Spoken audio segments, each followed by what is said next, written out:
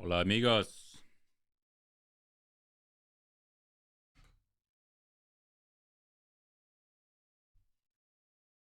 How's everybody doing on this beautiful, beautiful Sunday? It's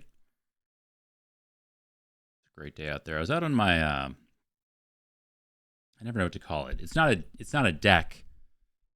It's a place where you can go put shit when you live on not the ground floor of an apartment building. I feel like a deck in my mind kind of has stairs that go down something. It's a little bit bigger. It's just a tiny little thing. Anyway, and there's a big old hawk across the road on top of a tree, and then some house finches and a robin were yelling at it endlessly for many, many minutes at a time. I don't even know. I'm just gonna say, like, I was out there for probably 30 minutes this morning, and it did not. They did not stop squawking the entire time. That's just kind of the way it goes. But other than that, it's been good. That's the highlight of my day, and that's the way I'd prefer to keep it. Honestly, most days, if that was the most notable thing that happened, that would be nice. A balcony. That's a great word for it. I was out on my balcony. Seems very upper class. I have a balcony. Props to Morbin for being the top clipper of the month. Oh my god. 7 is greater than 5.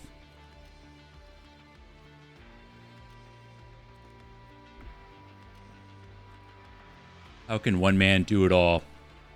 From clips to hype trains to moderation. Banning the bots. One man versus all robots. Moribund. You, robot. I don't know where this is going. The hell am I doing? I can't remember what we did last time. Did we win? We won on like Luna or something. Yeah, we won here. Yeah, we got a little crown action going with Ardun. Not too bad. I did a dimensional challenge last night. It was like okay. By the end of it, honestly, I was a little over it. It was this one. It was a penumbra challenge, which honestly, the challenge is always just playing with penumbra. This champion is trash. But it was just like a capacity puzzle. So all cards have an additional upgrade slot. Ooh, we love that. Spells and creatures, but every upgrade you put on them increases its capacity by 1. So just upgrade your spells, forehead. Influential. At the start of turn, spawn a follower on a random floor. So you get these little 1 toughness, 1x3 multi-strikers, whatever. I don't know how to say that. One power. 1 toughness, 1 power, but they have multi-strike too. How about that? And that's kind of it. So this is taxing your capacity. This is taxing your capacity. My secret, just find Smidge Stone and everything is 1 space. There you go.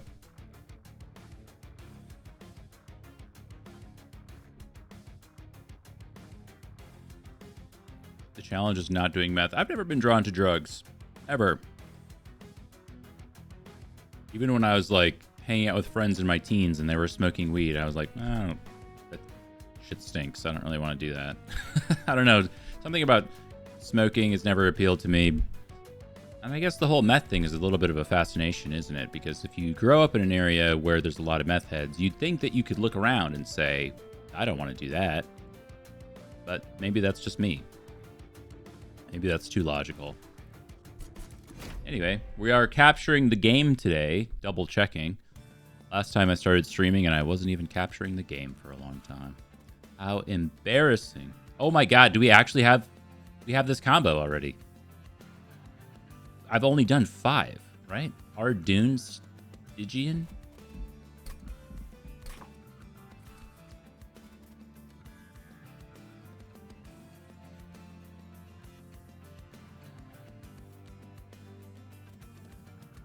I think we've already done this.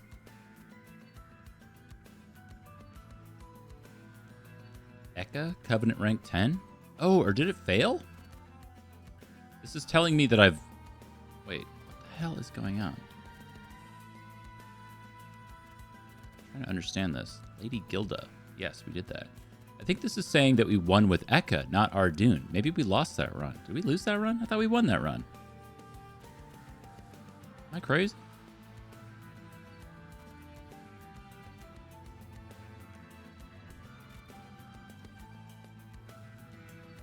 Where's my... Can I see my run history?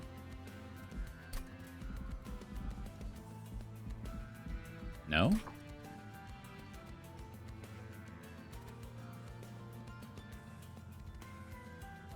Okay.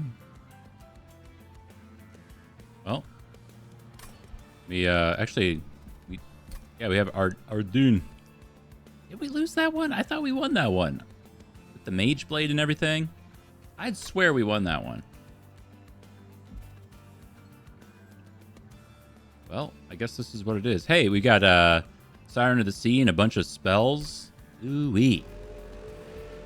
We're off to the start.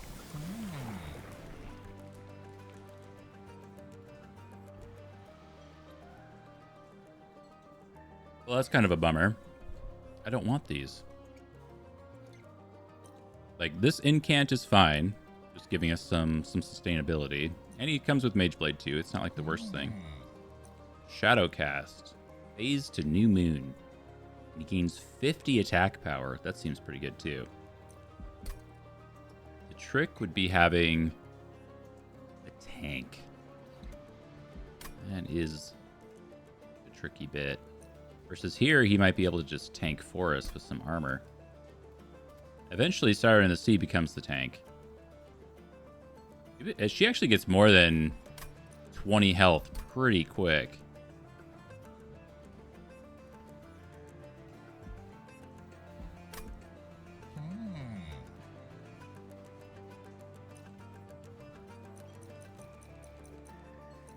I just don't want to do the moon-facing BS. I don't want to engage. You know, Split Anvil goes pretty hard. We got some 2-cost stuff in here already. Like, okay. We can make it better. Yeah, maybe I just grew up with, like, the Dare programs. I was scared straight. I grew up with Scared Straight. Yeah, we can always throw this guy up here.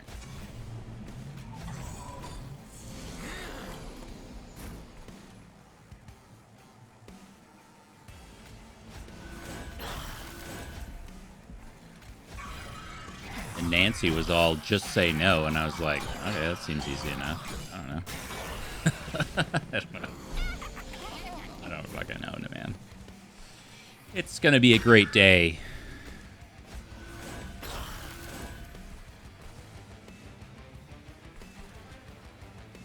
We're okay with that. Make some progress elsewhere.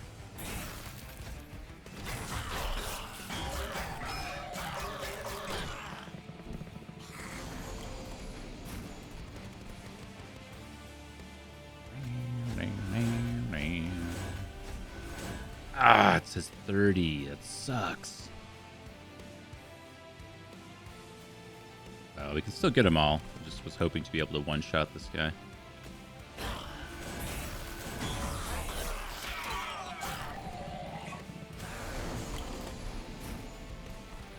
Yeah, that's just scary, man. I don't like hanging out in SF that much. For a lot of reasons. Not just the, junkies or whatever. I didn't grow up in big cities, so it scare me.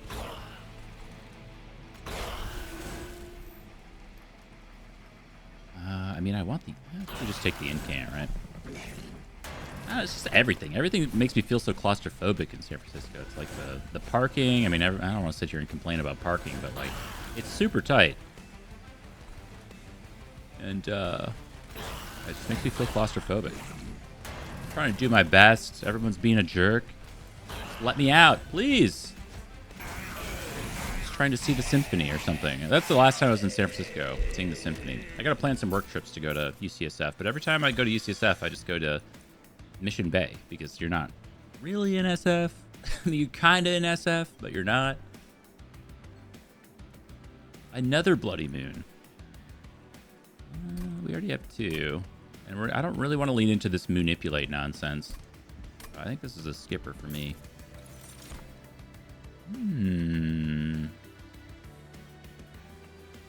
Spell weakness is okay. Crypt Builder does work with the Split Anvil. It's just like a chunky damage card. Actually works really well with our 2-cost stuff. We could make our Bloody Moons free, and then they just gain us some energy. It's interesting. Energy Siphon is also just here, though, to make our stuff do extra damage. It's a multiplier. I don't know. I don't really like leaning into the Crypt Builder thing. For 3 energy, like, it's attuned, which is amazing.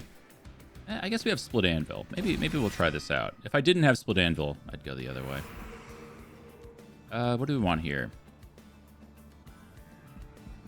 You really want... I don't think Dualism works on Siren of the Sea. It only works on buffs, not stats. Just too bad. You can get some incant upgrades on them, I guess. We don't really have a lot of upgrade or units to upgrade. Maybe we just want to upgrade our spells because we got a bunch of good spells. I should have checked the next floor. It's the Shade Guard. I really like the Shade Guard, but he's huge. And he's a moon enjoyer. Loves Twilight.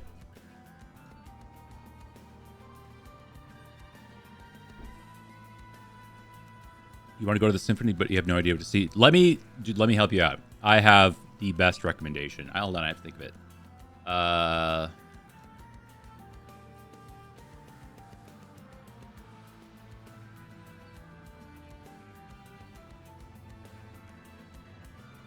Okay, I got it. Bam, this is it. This is what you're going to go to. It's next year. So, assuming you're in SF for the next year. We went to... So, my girlfriend went to Fellowship of the Ring. She had such a good time. She's like, you have to go to this thing. I'm like, this sounds stupid. I don't know what this is. But we went to Two Towers like a month ago, or a little over a month ago. And I didn't fully understand what it was. Maybe you already know. But you go to the Symphony, and the movie, Lord of the Rings, whatever one you're watching, plays on a screen. So you're sitting there, you're watching a movie, and I'm like, this is weird. I didn't know they did this. But they take out all of the music from the movie, and the Symphony plays everything in the background. And they have they had a boys choir, and then a full choir, and then they had... I mean, I don't know. It was a full fucking symphony. I mean, they had everything. It's like amazing. It's so good. So the symphony practices for like a year to be able to do a 3-hour movie. And if you think about Lord of the Rings, it's constant music.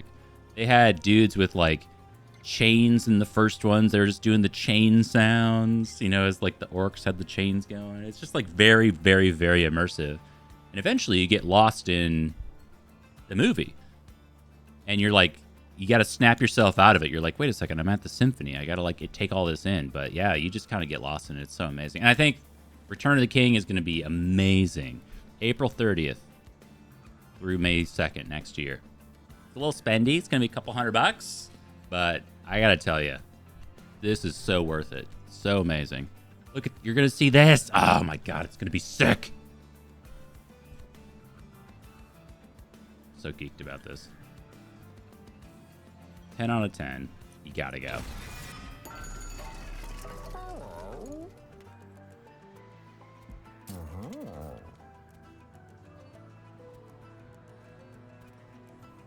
Oh, wait. This is attuned.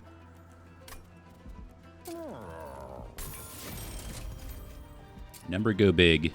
Brain get happy. Permafrost? I don't think we permafrost anything. We don't need anything to cost -2. This is weird. I don't really want to reroll either.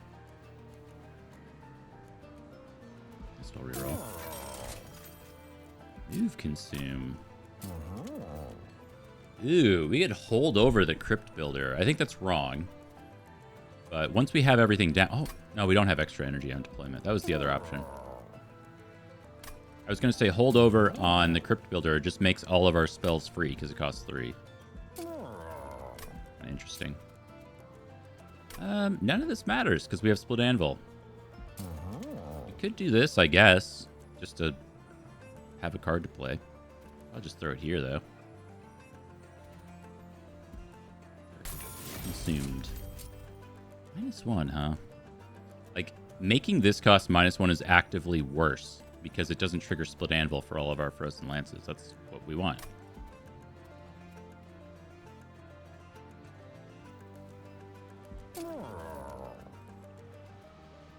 It's terrible.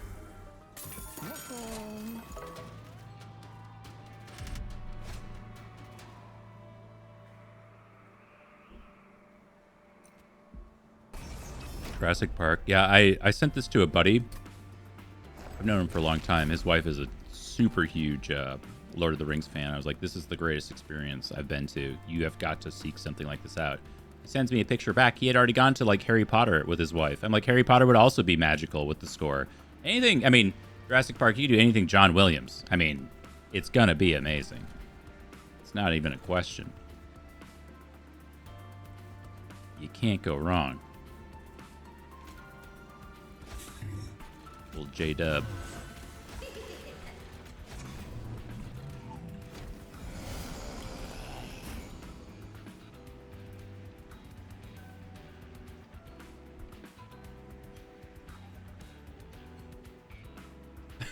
It's like the what is that? Yeah, this is old. It's like the Jurassic Park with the shitty flute thing.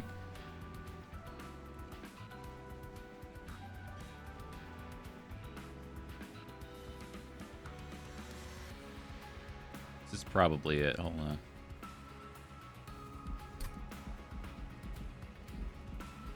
I should do this the smart way.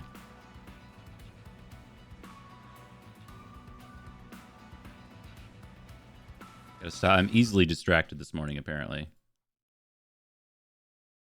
I assume this is it. To Jurassic Park.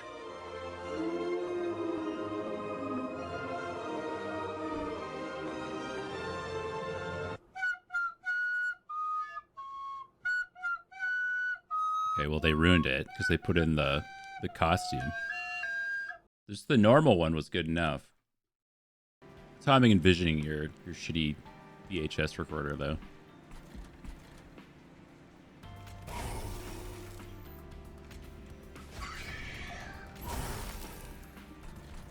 Yeah, you know he did.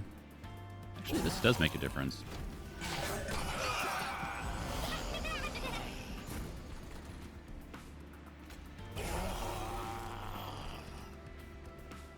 I need to play spells up here. None of this matters. Oh, you're too thick. We can't put you anywhere.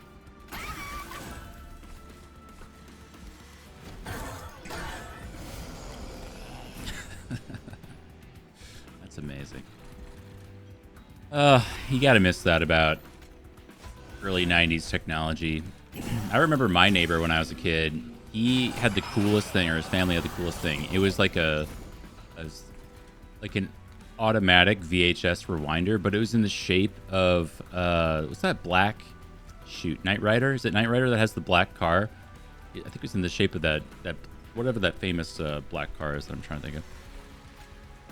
So you would the front would open up, and then you could stick in the DVD, and that was it. It was amazing. It was a whole new world.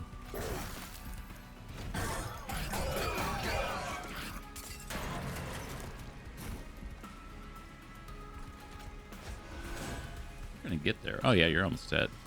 Oh, we don't even need to take damage then.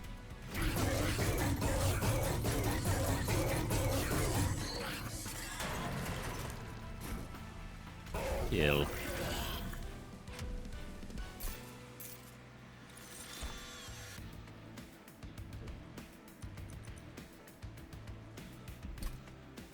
Moon Pixie goes crazy.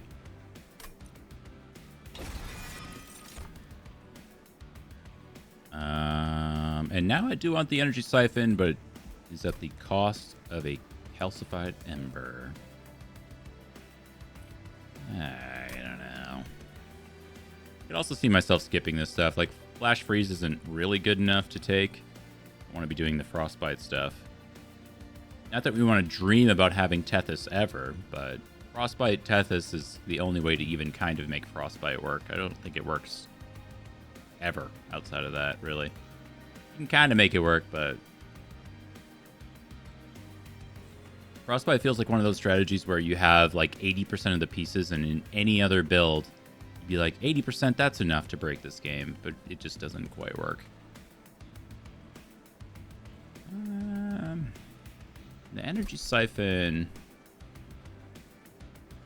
I guess we should just take it. It's a multiplier.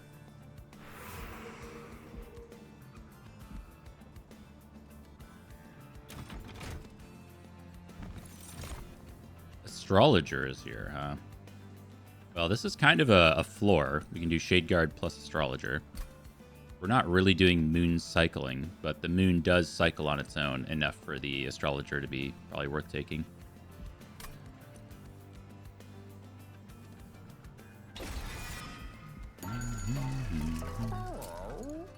Remove consume. No. No, that could stay. $1.80, huh?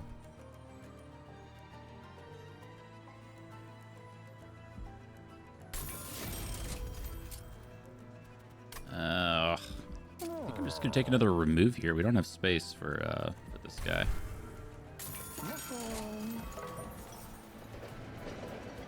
Ooh, gain a random graft unit, graft to random equipment on a unit.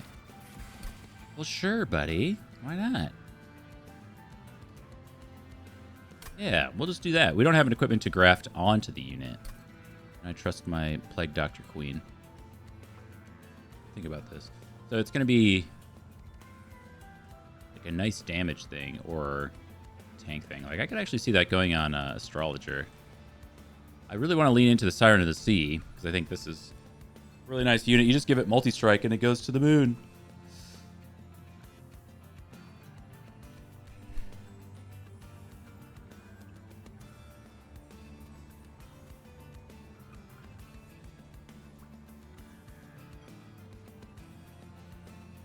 Is that what we're doing? Sure, man. Why not? Potion kit. Well, that's not very good. Like 3/3 in stats, and every 3 turns you can mix. Right? 8 and 4 in stats. Excuse me. 8/4 in stats. And then Brew does have a 3-turn cooldown.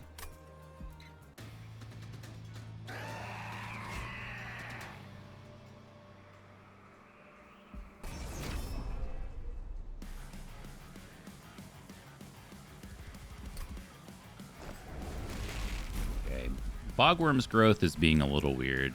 Let's see, I could actually go through. This says 6. This says 6. This says 5. Okay.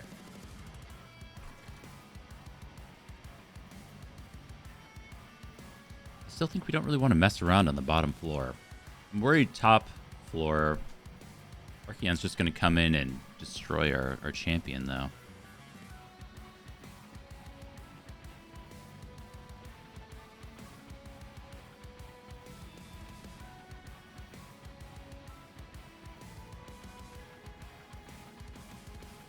Siren of the Sea should be tanking for this guy, I think. Pretty sure at this point. Just do what we were doing. And we'll throw you in front. Please don't die.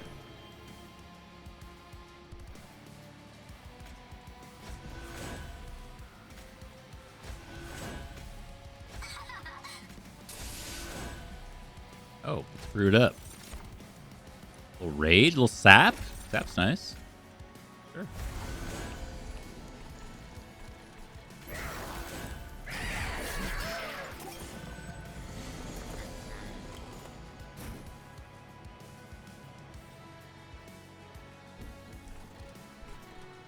Oh, I forgot to do the New York Times Mini today. I'm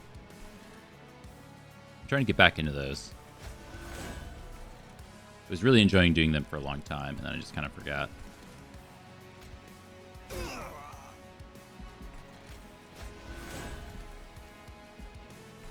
Admittedly, I am quite bad at them, though. Which means I should probably do them more. don't really have that kind of brain.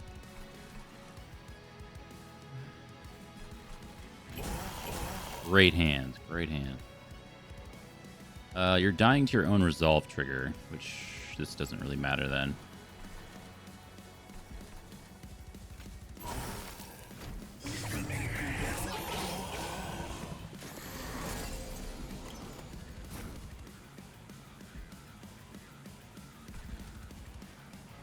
Excellent timing. We'll brew it up.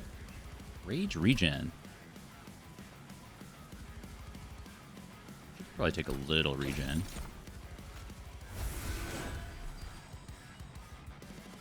I guess it's actually brew is a free spell. Yeah. So it's a free spell. It's actually not that terrible.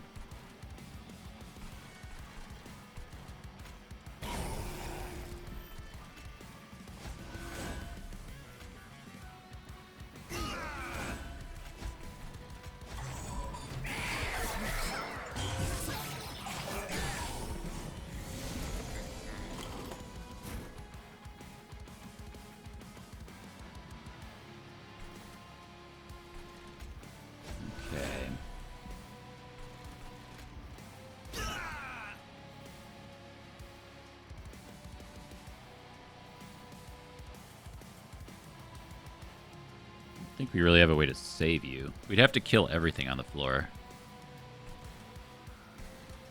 Only have one wave remaining. Really, we just want to stack the top, but no, maybe the top floor should be the middle, and then we can let these guys do their moon cycling thing to be a reserve floor. I think that maybe makes more sense, just because Siren of the Sea is getting very large, considering she has no buffs or anything. We've got a ton of conduit up here too. Okay, well, regardless, do this. Do 40 damage. That is not enough to save you.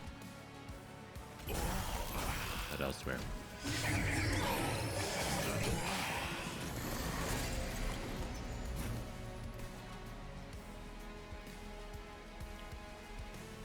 I had the best feeling in the world this morning.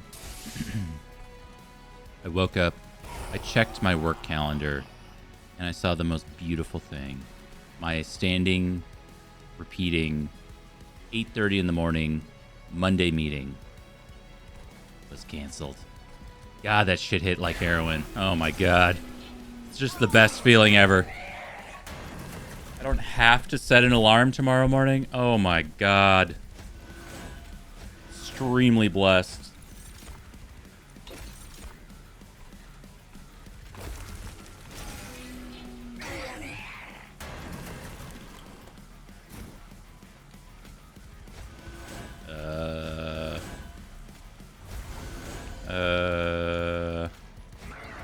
Okay. Okay.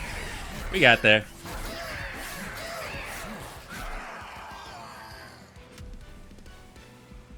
They're actually not bad meetings, truthfully, but it's the fact that they're recurring. And any recurring meeting is never 10 out of 10. You're going to have some good ones, you're going to have some bad ones. And the bad ones stick out a lot because you're like, I woke up for this. Especially when they end early.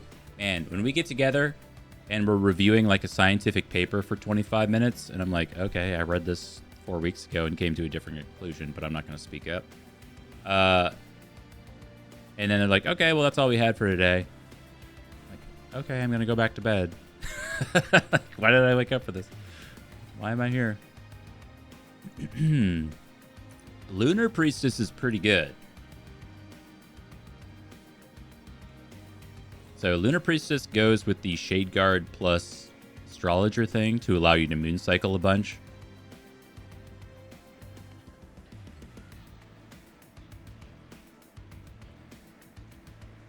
We already have these cards, right here.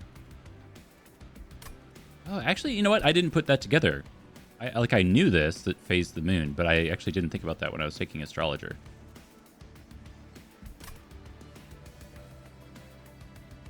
It's probably not like a necessary component, but it does something. It's just like a little something. Probably just draw. We just want more card draw with our split anvil.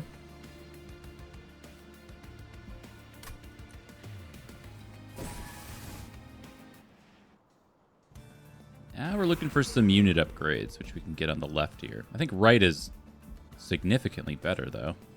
And left is maybe better here. Although we do get a free artifact and some remove. I actually really like right here. I don't want the Stygian banner. I don't really want the healing. Like, the healing's fine. Yeah, like maybe we like this more.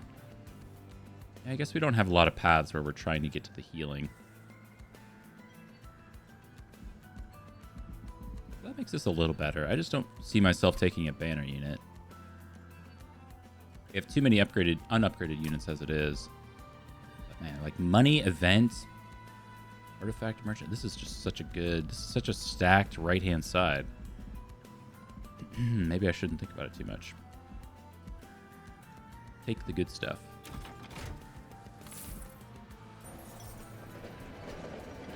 Oh, so terrible. Historian's Razor. When we're on the floor where we're going to buy some artifacts. Feels bad. But actually, I think this is very takeable right now.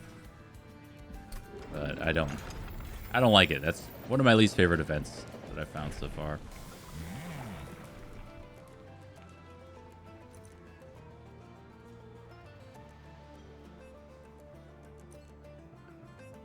Sure.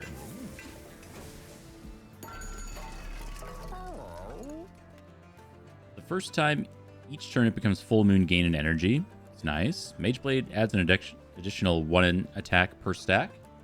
Yeah, with me? Miles just came in here, yelled at me, and walked away. What the hell? He didn't even look at me.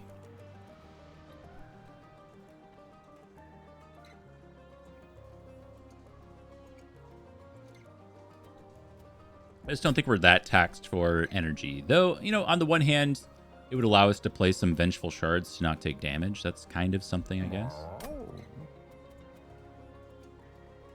Is it worth 150 for that? I don't think so.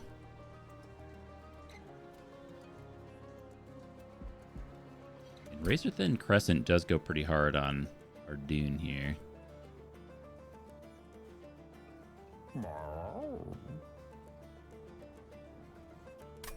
Sure. It can be large. This is 1. I think it counts itself, so it's 1, 2, 3, 4. So it's still at +6 attack. It's pretty good. There's Seraph. God, I should have looked at this forever ago. Melee weakness Seraph. Fuck. This always happens.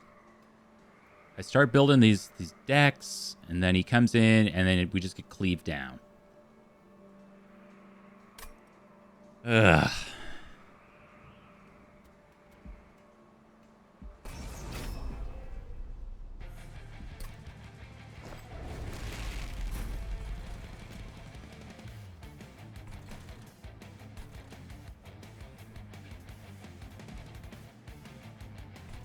This is 3, 6, 7. I wonder if we could throw Lunar Priestess on bottom.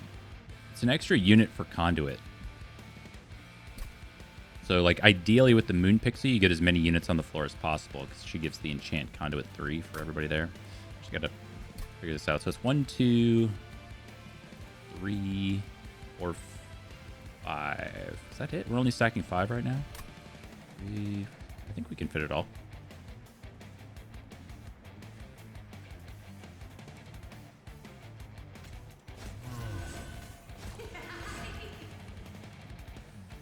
Oh, we actually can't put her down there yet.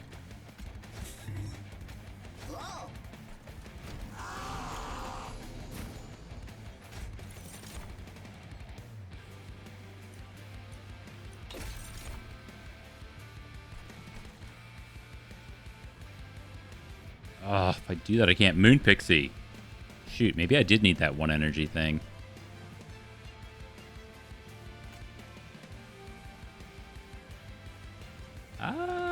What do I do? Let it go?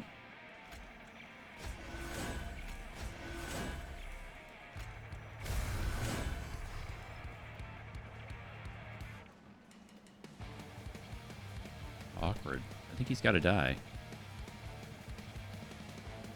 I mean, we got to get Moon Pixie down. This is such a Tough spot to be in. These guys are going to do 40 some odd damage, so we're also just not killing this guy if I do that.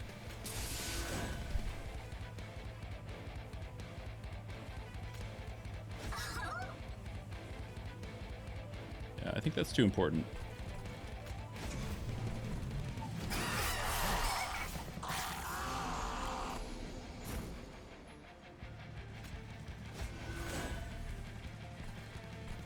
Okay, he's dying. Great.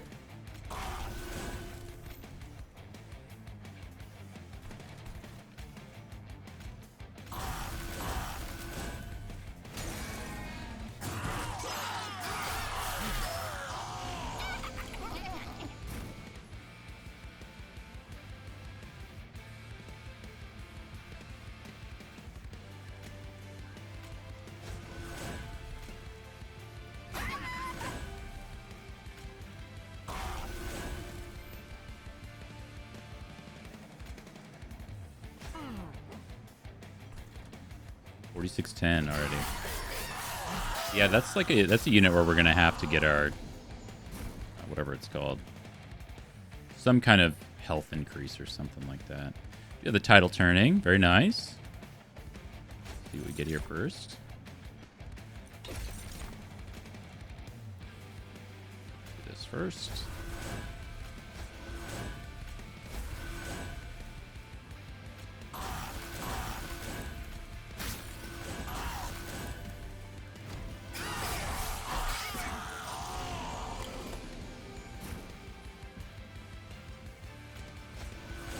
Did you meow again? Said meow. Is that you? You said meow? Oh my goodness. Can't believe you'd come in here and just say meow like that. Oh. That's crazy talk. You're meowing? You? What timing. That's beautiful. Get that out of here. It's happening. Be back in a second.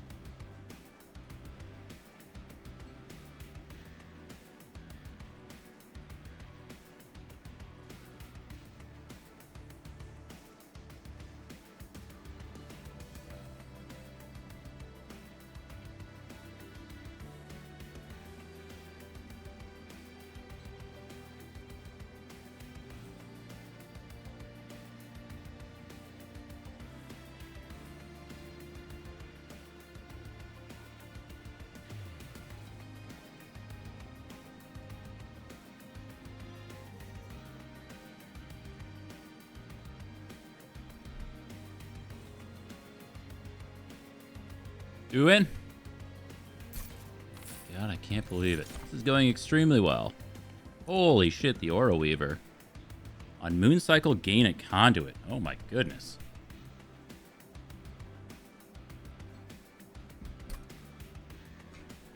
Unfortunately, all of these are like Selene units and Fey units. We get a bonus on silent units. Isn't really what we're going for. But yeah, man, this is pretty great. How much space do we have again? Let me see here. Gotta count it out. 1, 2, 3, 4, 5, 6. I think that's capacity, but there's always a chance we'll get more space on bottom. Hexcalation, kind of interesting. Moonbeam is also pretty good, actually. Well, I mean, it's okay. It's actually just strictly worse than, like, helical crystals. And we don't really want... Well, I mean, X-cost things can make everything else in our hand be free, so... It works well with the Split Anvil. But this, we mooncycle so much. It's a lot of conduit. Gotta go for it. Okay. Merchant Spines is, like, fine.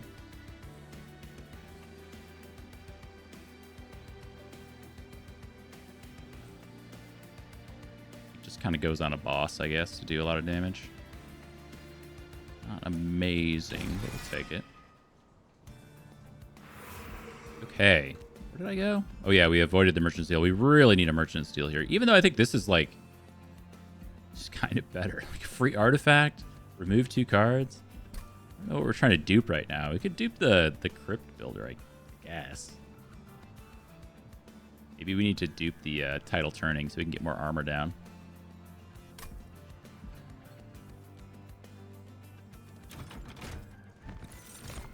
Eel Gorgon. On Incant, gain multi-strike. Resolve, remove all status effects. Oh my god, that's so broken. Oh man.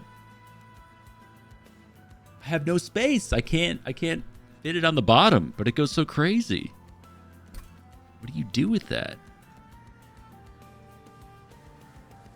We also just have like way too many units.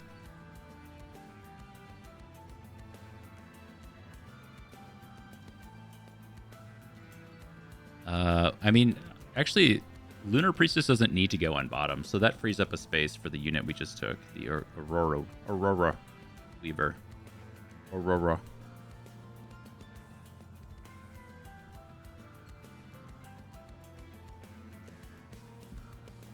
But this guy, the big, thick payoff unit, man, I just don't think I can afford it right now. It's just, it goes so crazy.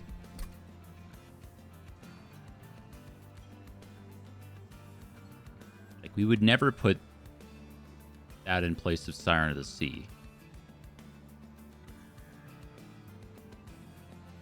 I mean, we could take it for later if we get a kill floor.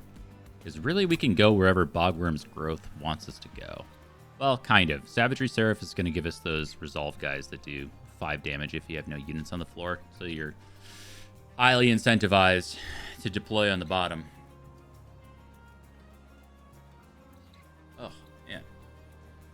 Something in my eye. It's also a mage. Weird.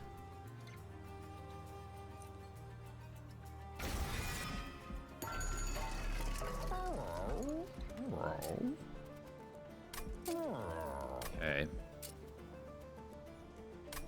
So Endless doesn't do too much for us. Quick is kind of interesting.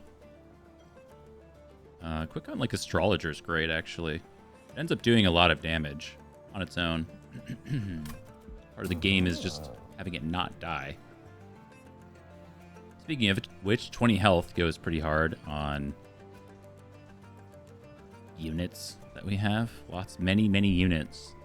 The gimmick is, again, not getting them to die to cleave. And we have armor coming in. We have 3 armor per spell. So that's something. It's not like they're just on their own with 3 health. But the threshold is going to be like...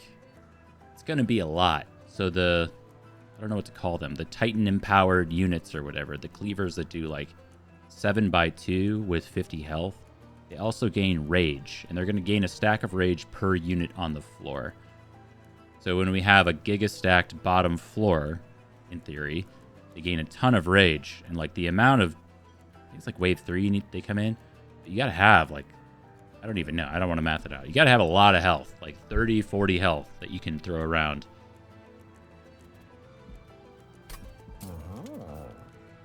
What 5 also is like... I mean, hello.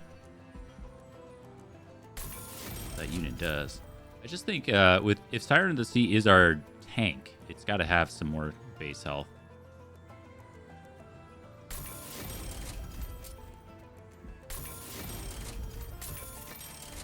Ooh, incant armor 2 and multi-strike. Holy shit. It's like, this is exactly what we need. Like I really want to put this here. Should just live forever.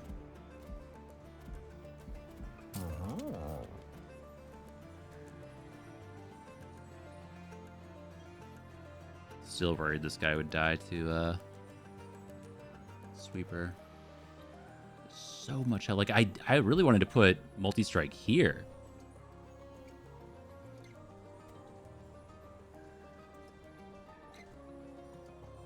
But man.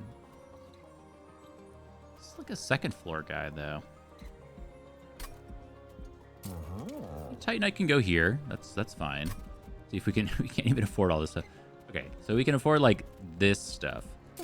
So multi-strike is probably going to be best on Siren of the Sea, just because it's a first floor unit. It's a cleanup, does the thing. Even though, like, overall, I think it's better on the Astrologer. I think we got to put it here for some better damage output. An incant, gain 2 armor. Yeah.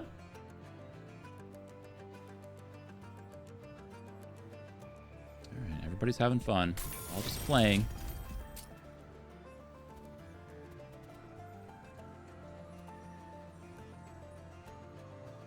Get some attack down. Dude, on the Eel Gorgon, eventually. I just don't... There's no home for Eel Gorgon right now, so I don't want to invest too much in it. But someday. Someday it's going to go crazy. Alright, what are we duping here? Don't mind duping the Crypt Builder. Oh, we're going to do the title turning, right? Oh, it's consume.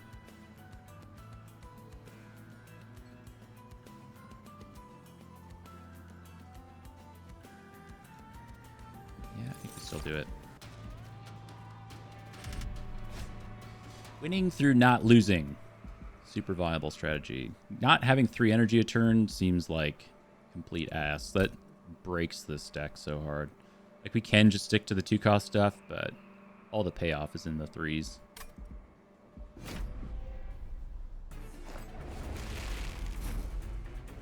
Okay, we got 3, 6, 8. You're in. You're in.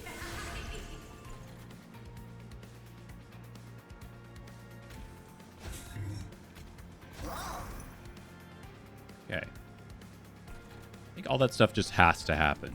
We don't have a place for Lunar Priestess right now.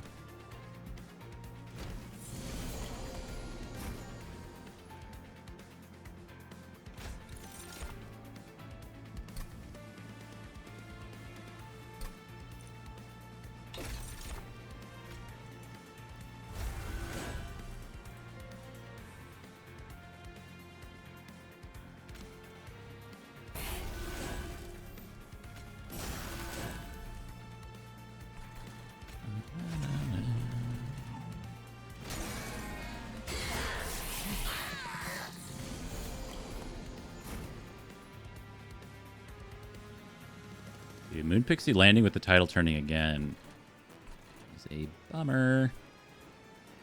I think it's the same deal as last time. Like, we just have to get her down. Even if the payoff isn't really there right now.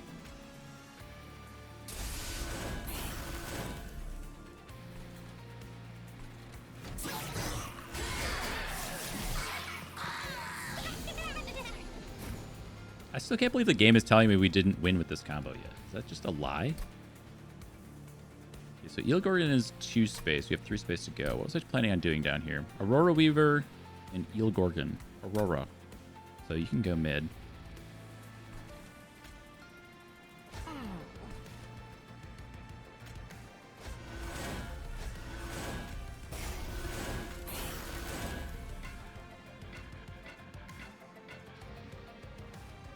Oh, that is a bummer.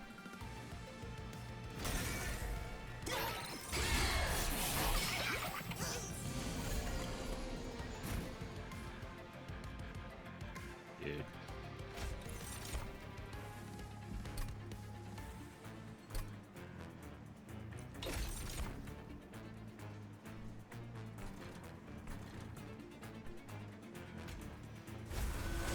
I mean, we get like a decent amount of armor as it is, right? I thought I took the incant thing on her. Did I not? Oh, I took multi-strike on her, right? I put it on this guy. Right.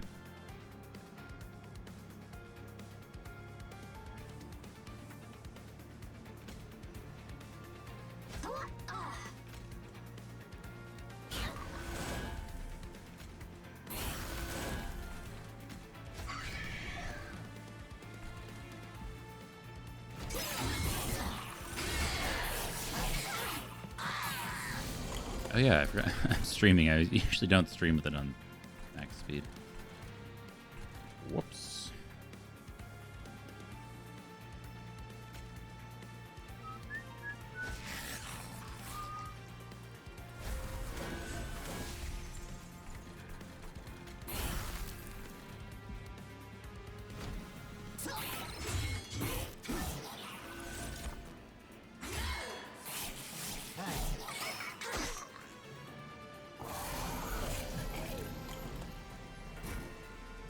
Nice.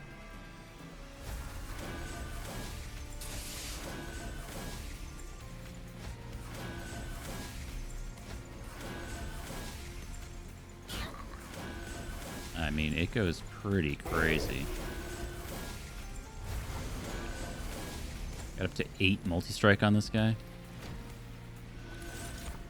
Well, 7 multi-strike, 8 attacks.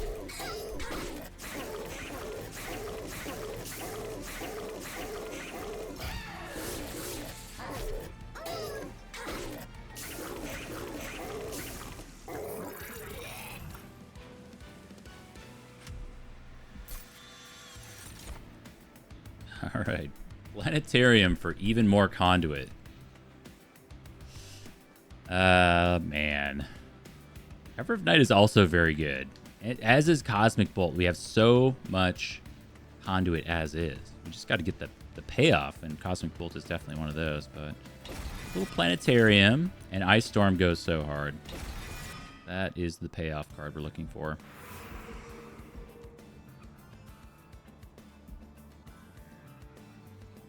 I gotta figure out where I'm getting higher health from. We probably want to go left here. Money, steel, alcove.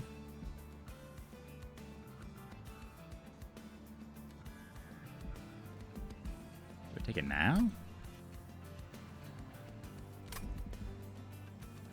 I don't want to go right. We're a little short on cash.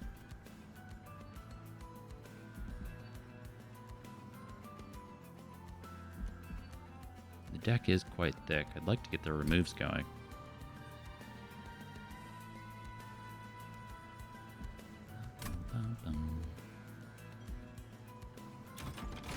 Sure. Don't think. Just play.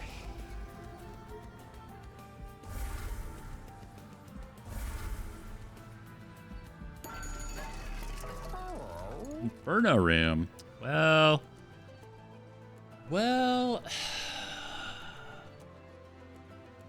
Also, Zone of Silence is great. I get the same old problem with Inferno Room. Love Inferno Room, but we'd have to eat all of the resolve triggers, and I don't think Bogworm's growth, has been stacking middle floor quite like it's been stacking bottom. Like, the Pyro Health is almost certainly worth dodging every cleave in this upcoming fight.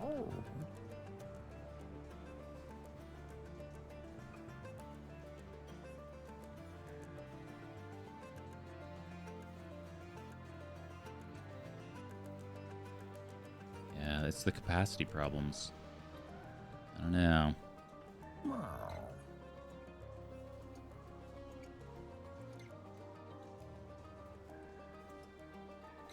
Inferno Room's so good. And we can make it deployable as well.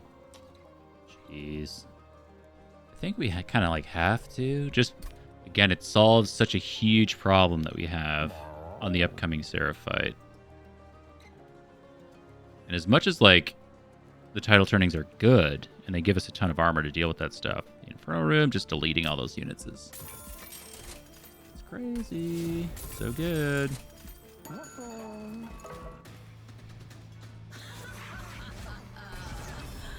We get damage shield and spell shield. The cherubs.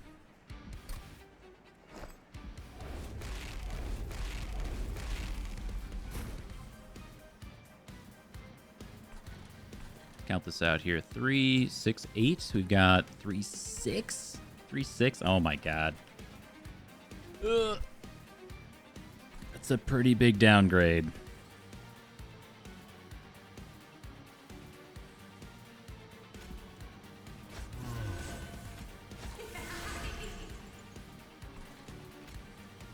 So if we do this, what do we just not get the Shade Guard down then? And then Astrologer just dies immediately to, what's his face? That is awkward. I have to, like, Lunar Priestess mid, which is wrong, because we want to do the Aurora Weaver and then the Moon Pixie. Well, we don't need the Inferno Room for this combat. It's real good, though. Let's just not think. Let's just play. Say we do that. And what if you just lived mid? I think that's that bad. Oh, wait, it is bad. You're 2 space. Fuck.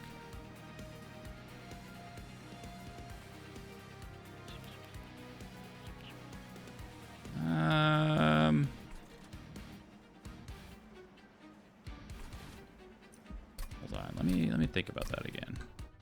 I just think if he goes top, he dies immediately. That's the problem. We could just not deploy him.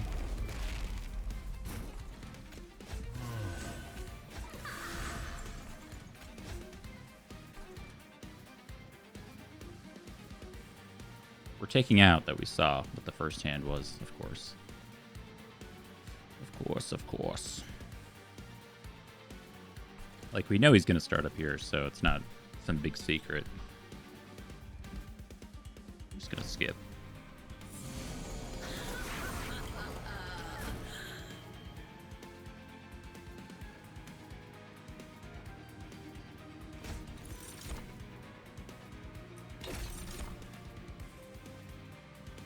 Okay.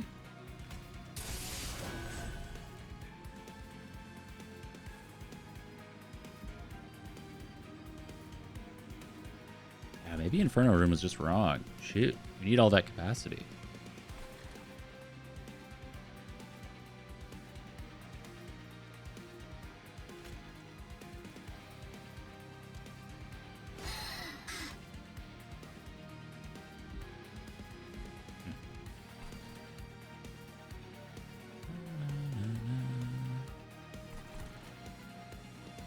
Yeah, we can't even put the Eel Gorgon down up there.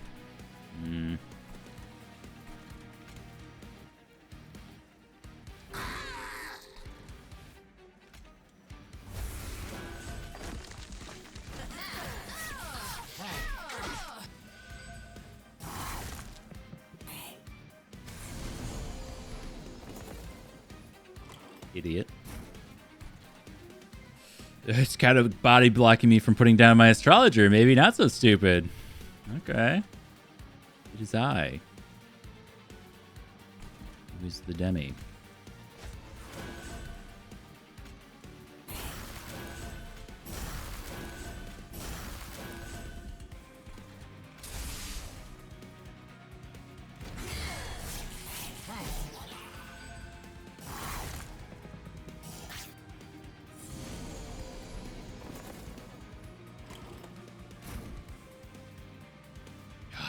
Drawing my stuff with, like...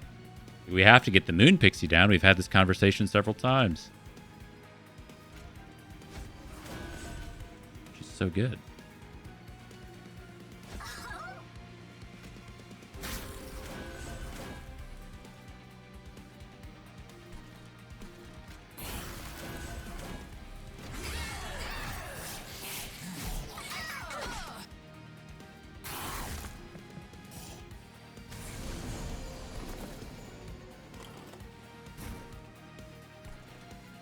Planetarium.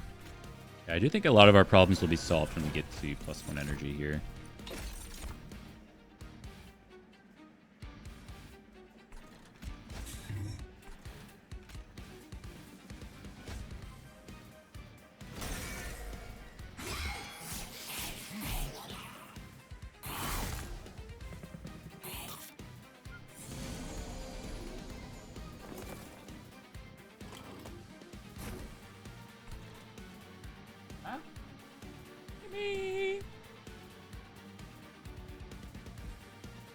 Porting in. Ice Storm is at 52 times 5. This is what I was saying. It's our payoff card. It was crazy.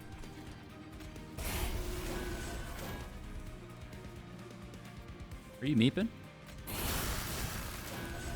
Meep meep? You gotta take a nap, dude. Nap time. 11:30? It's your nap time. You need to take a nap.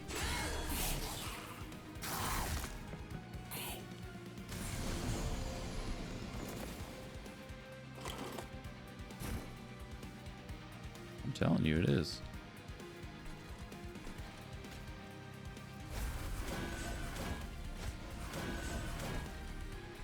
$460 damage.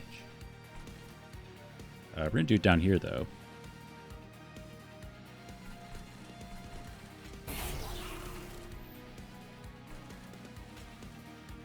Oh, right.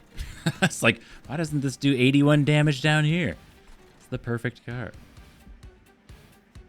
Right.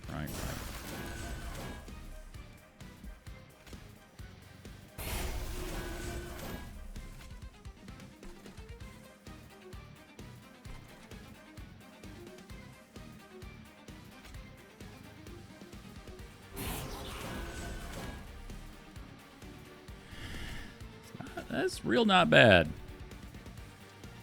It's not exactly the perfect ice storm situation, but it's pretty good. Stop being an animal. He wants to look out the window. I'm communicating. Open the blinds, Dad. Gotta see out there. Alright, we'll do it. We'll do it for Miles.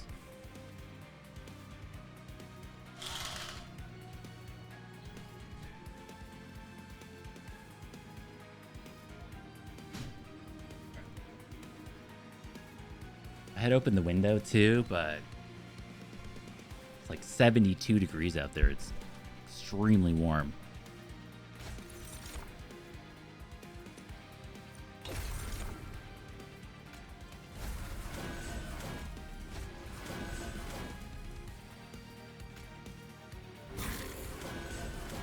Nice. Never go down.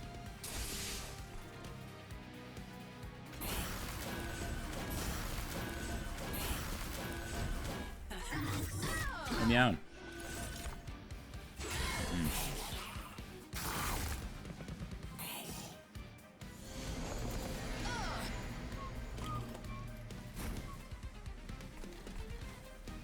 Beautiful.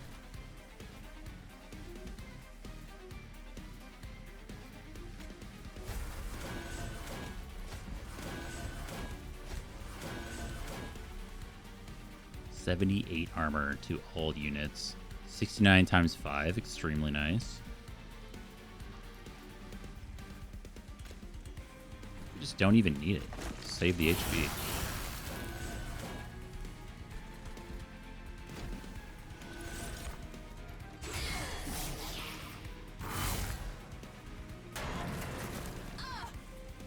Three? It's gotta be dead.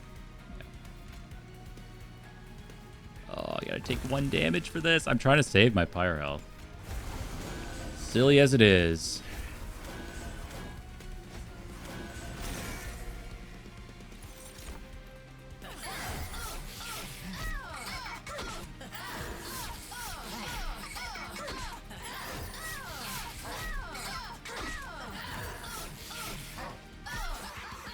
All right, Bogworm's growth. We need you to start going mid.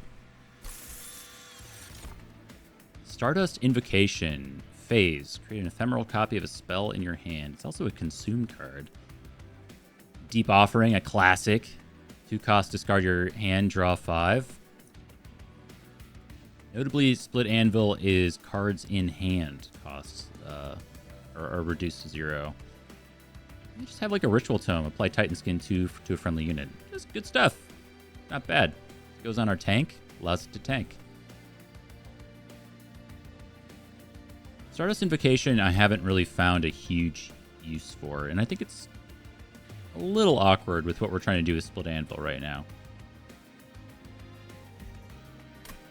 Like, notably, it also creates an ephemeral copy of a card, so if we were to create a copy of Tidal Turning, we could play the ephemeral copy and keep this one alive. It's kind of a thing. I think the phase is inconsequential. So maybe we just take this. Call it a day.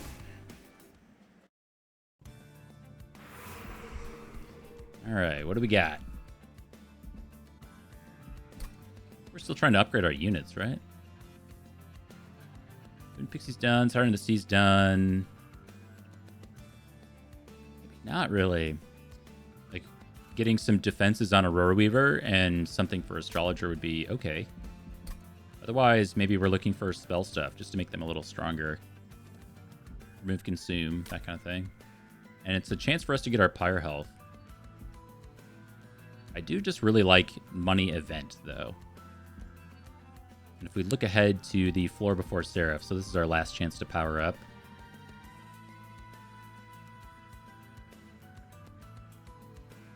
Unlikely but that we want to go to this Merchant of Steel here. We're probably just taking Remove 2 and then the dupe.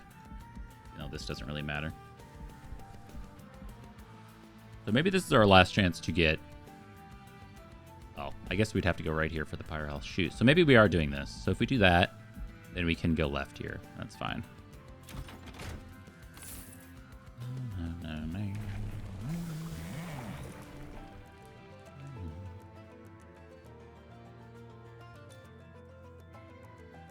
We're just gonna go Hierophant. All the way. Dualism. Oh my god. On Moon Cycle, gain Conduit 2.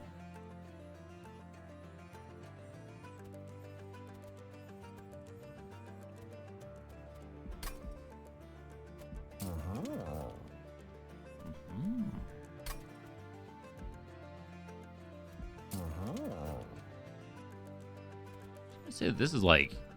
I think it's like okay. I don't think it's that crazy. That's pretty good, though. Like that. I don't have a way for this guy to survive a cleave.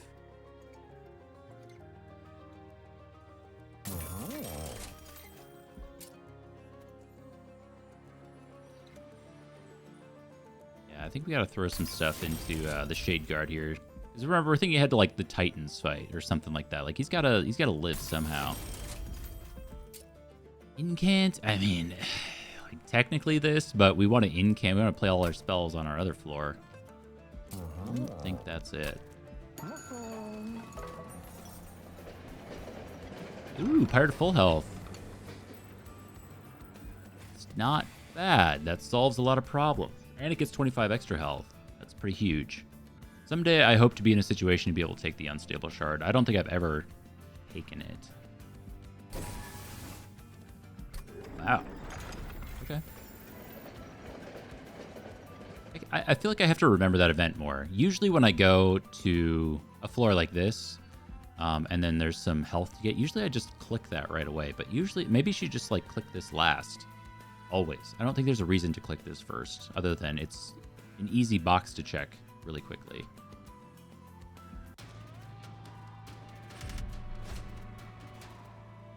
Spell shield units appear on every floor.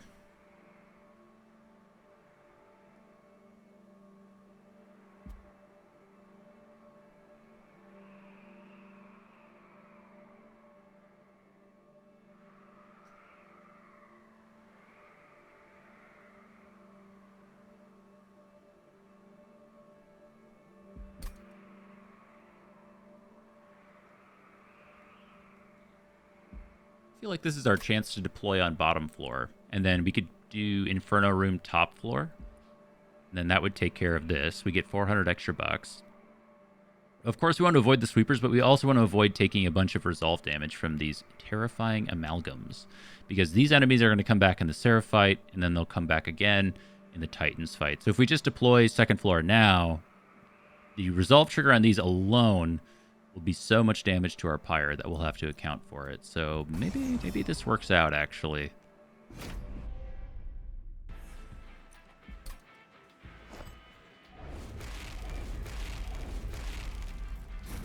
Three, 6, 8. 3, 6, 7. Okay, so this got a +1. 6. It's so not apparent to me which floor gets the Bogworm's growth by the end of the game. I don't know. It's just kind of hard to keep track of.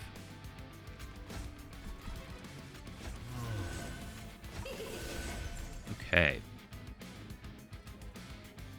So I do really want to get the Shade Guard down. But this would be a chance for us to get the... Well, no. Well, yes. Well... Yes. I'm trying to think this through. So if we put this guy down... I don't want him to die to sweepers immediately, so I think he lives with our incant trigger. Assuming we get like 2 spells, right? Because that's going to be 9, 13. No, we need 3 spells. There's 2 sweepers, and I don't remember how many sweepers are on the first turn. I'd love to get the Shade Guard down. He's just going to take so much damage here. Do this. This and pass.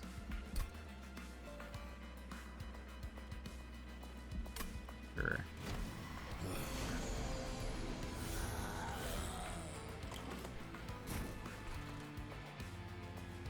Okay.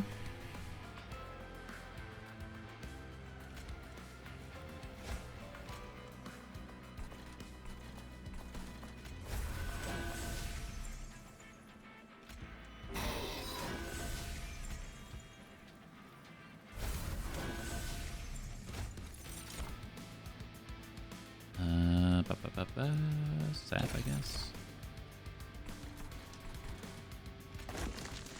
Lunar Priestess being a little awkward. Why are you taking 37 damage?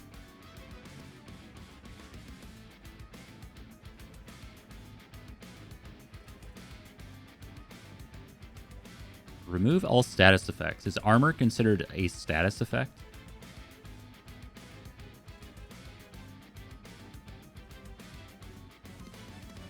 Really? That kind of blows. Makes it so much worse. Interesting.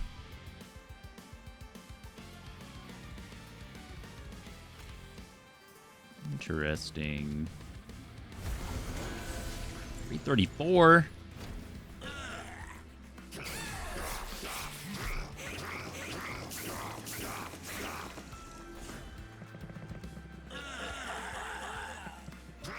Totally forgot about jack strips.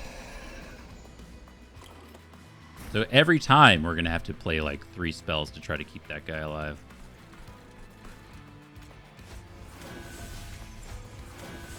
Or get some targeted damage, of course.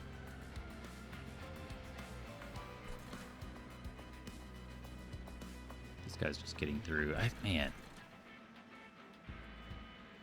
Think about that maybe next turn. I got to make sure this guy lives.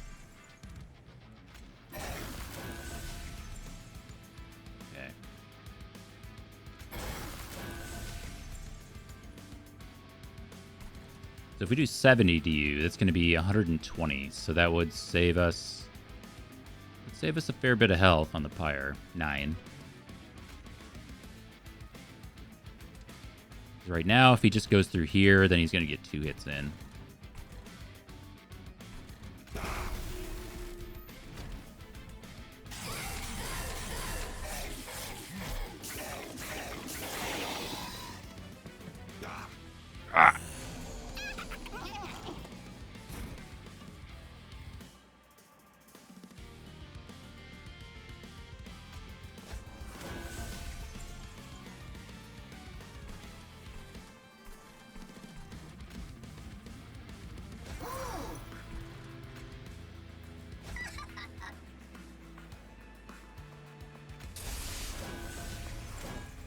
Really not a great hand here.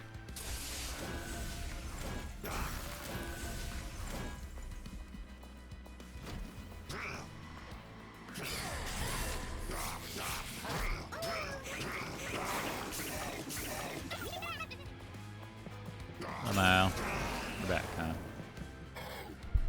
Snack. You snack in.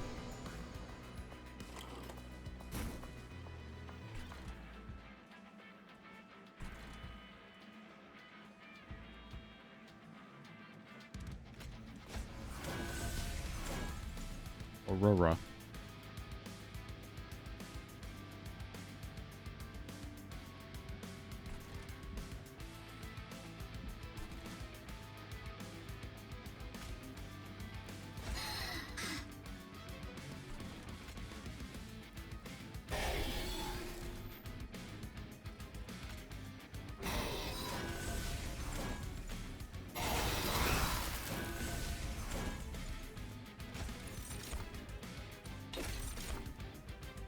Okay.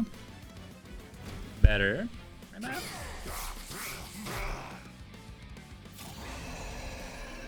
I told you he needed.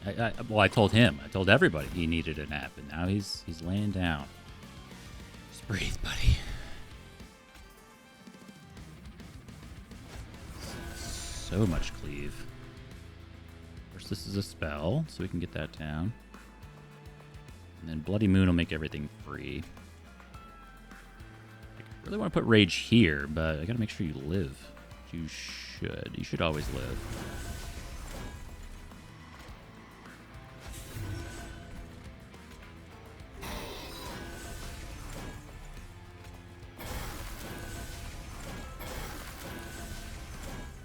$240. Man, that's not enough. These are some thick boys up here. Ice Storm is fantastic. I do think we just need, like, one more payoff card. One more attuned card.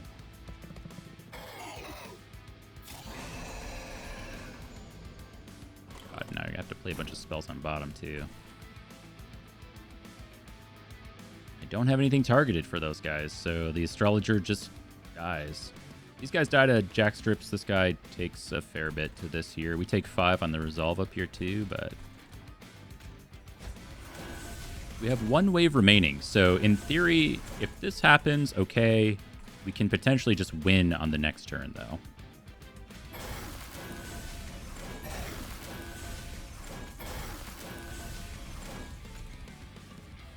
Oh, wait, you just died to cleave.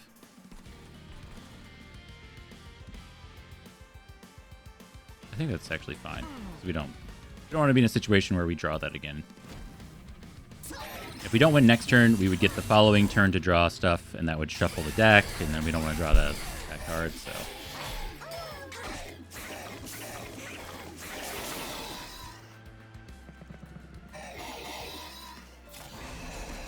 okay, do we win?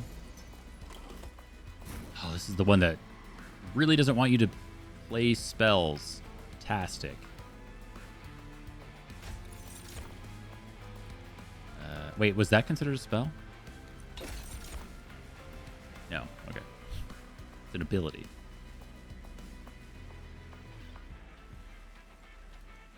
It is legally distinct. But on the one hand, I kind of just want to rip all these spells, because I think it just makes us so much better. And we got to just do it. I think it works out. If it doesn't work out, we can just undo.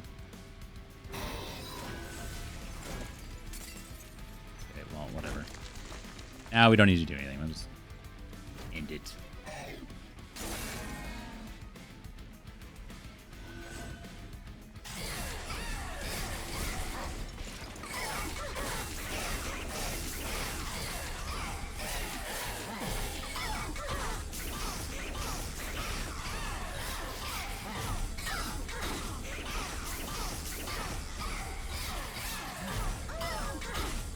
Chilling.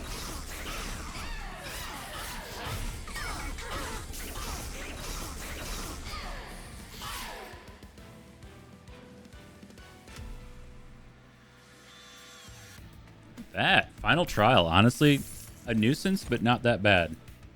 Okay, so there's our payoff card, and it comes at the cost of a calcified ember, but it is attuned. That is good.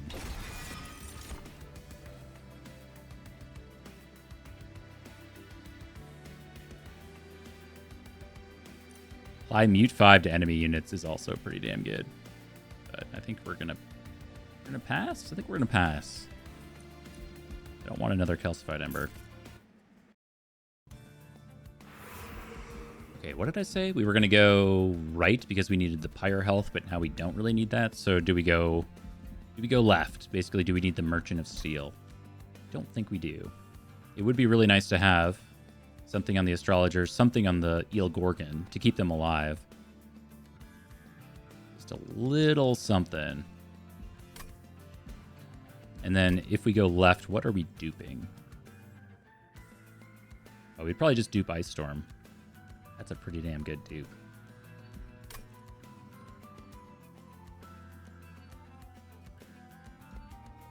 Yeah, let's just go left. We don't actually want to go too crazy on the relics because we do have Historian's Razor. I don't think we're really at risk of going into negative territory. We have 1, 2, 3, 4, 5. We could buy 5 more relics and this would just do nothing. Let's see what we got here first. We got Meat Shield. Meat Shield's fine. It's okay. Don't really know where that goes. I guess that could go on, what's his face? The Shade Guard for the Titans fight. Just to kind of keep a minute and deal with some corruption for a while.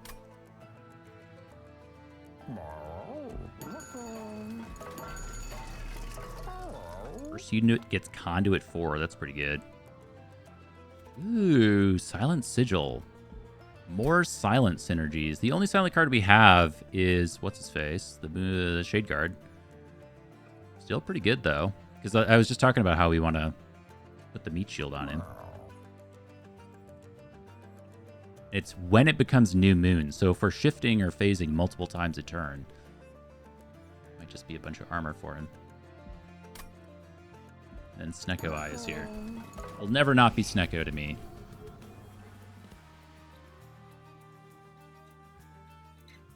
Yeah, these Frozen Lances also have to go.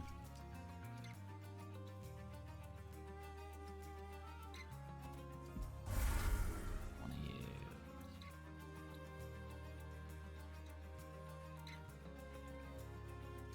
Both. I think we have enough conduit. I don't want to get rid of a Moon Ritual, even though the face is pretty good. We'll get rid of both. Ice Storm. I think we're kind of like in a why not both situation. Like, keep both of those.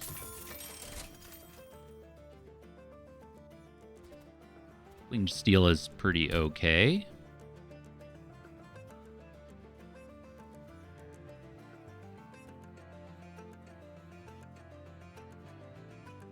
Kind of worried it'll cause us to draw into something meaningful. Winged Steel also has like a downside on the Titans fight, kind of drawing you into those curses faster, but that can also be a good thing because you got to draw through them eventually anyway. Deepwood Oil we only have, actually we have the grafted unit in Siren of the Sea, right? So I wonder if this would give it some stuff to begin with. 1, 2, 3, 4, 5, 6, 7. Let's do Winged Steel. All right. Melee weakness 2. Big scary. So if we deploy as we were planning on deploying, actually have to see where we got the extra space here. 3, 6, 9. It went on bottom again. 6, 7. That is a bummer. So if we deploy with the Infernal Room on bottom, it's what we were talked about. So we take a bunch of higher health from the resolve triggers of the amalgams. But we don't have to deal with the sweepers. So that probably keeps the run going. I think it's worth it in the end. Even if we end up on like 80 pyre health or something by the end of this, that's still quite a lot going into the Titans fight. So I think that's okay.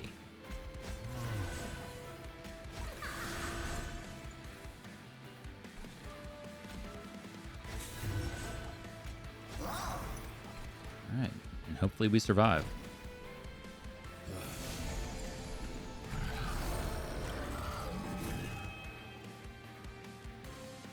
My man taking 45 damage on turn 1.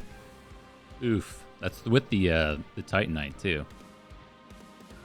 So it's 30 times 3 divided by 2.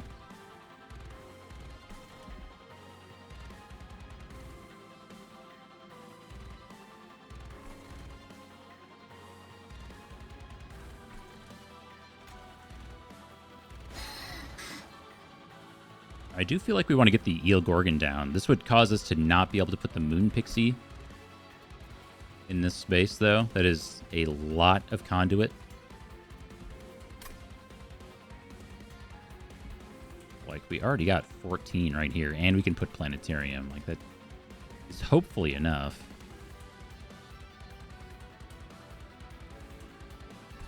If I don't do that, we just don't get this unit in play, which seems wrong.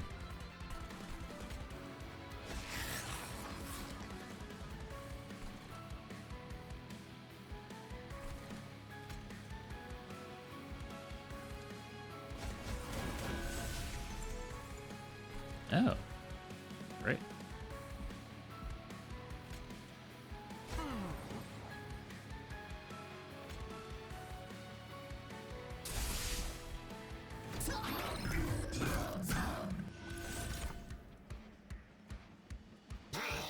Melee weakness -2. Yeah, we got rid of the debuff.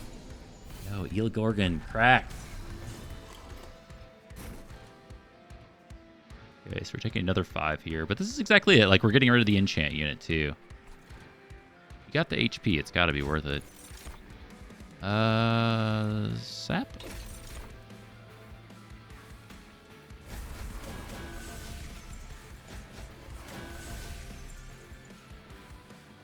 Well, we do be dying right now.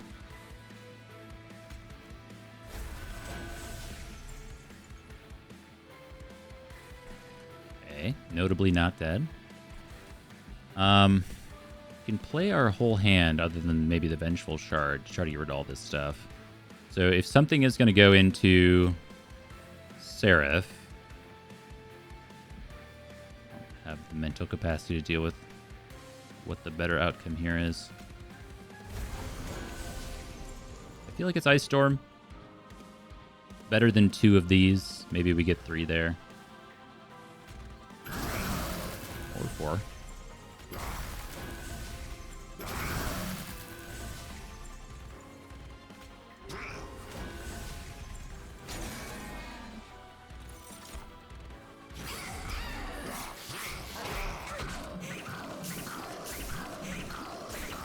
Dude, Bogworm's Growth. If we make it through this combat, please go mid.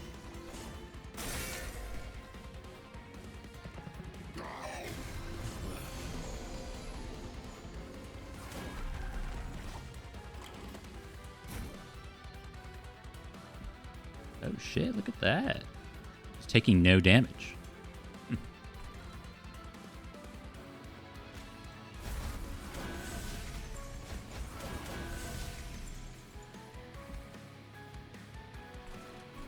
Dude, this poor ass Moon Pixie.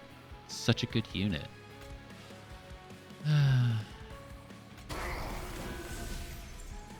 Hello, Miles. I see you're back.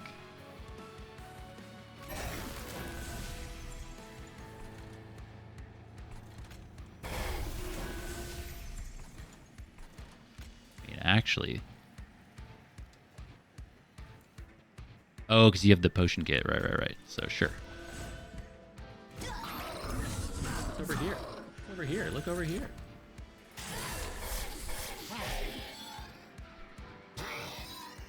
He didn't want to.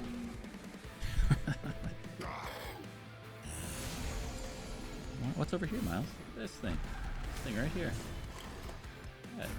Oh. It's amazing.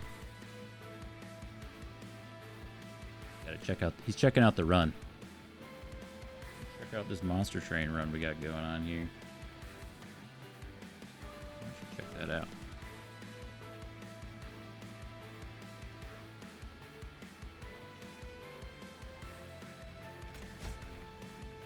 Oh, nope, no touching.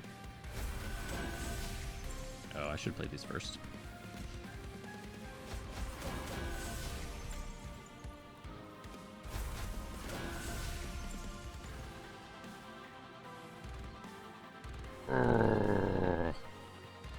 Pat you right there on your body.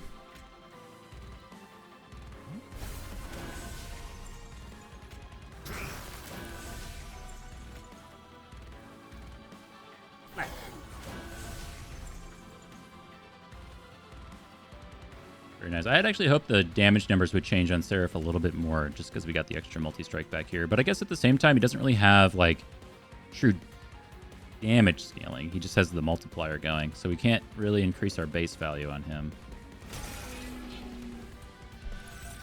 You'd have to do it through a Merchant of Steel or something. Or like Awoken has a lot of ways to increase the base value on units. Stygian Awoken. He's judging me? Sometimes. We have a pretty good relationship, me and Miles. Don't we, Miles? I think so. Not too judgmental. I fed you this morning. I did. Wait, this guy lived? How did you live? Oh, the Titan shield. Oh, that's a huge problem. That's why we're taking so much damage here. Oh, no, we got Ice Storm. Okay, we can make it work. What's this?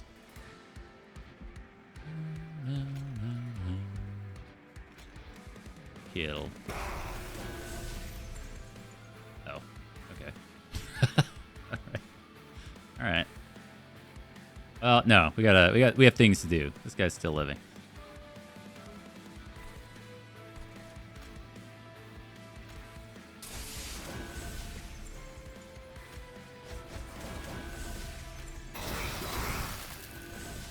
Amazing.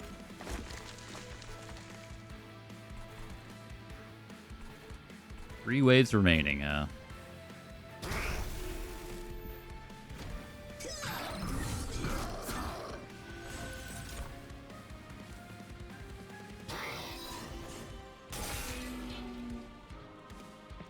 I guesstimated our Pyre Heart ending at, what did I say, like 80 health? Let's see how close I was. I just remember they're, like, maybe we're getting a little lucky. I don't know how random these waves are. But I feel like I remember having, like, multiple of these terrifying amalgams going.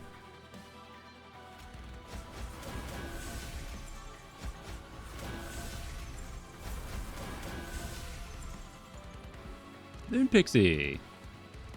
If only.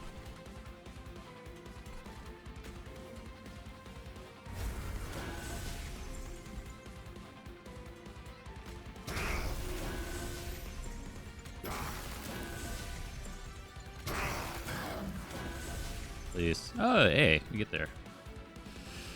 Does 104 matter? Not really. Not here anyway, because you're already dying to one hit here. So, I guess we go this way. I guess we could have also chosen to get Moon Pixie down. I mean, had I run all the numbers, that would have been the better choice, because then we just don't draw Moon Pixie again.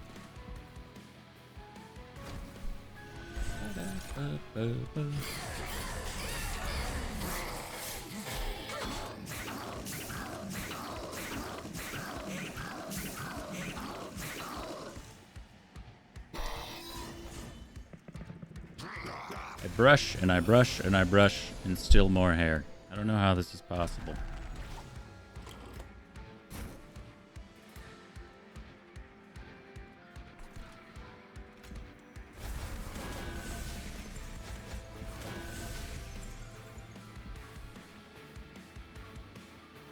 470 damage. My Lanta.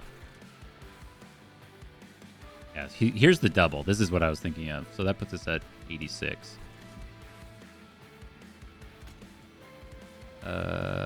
Boop.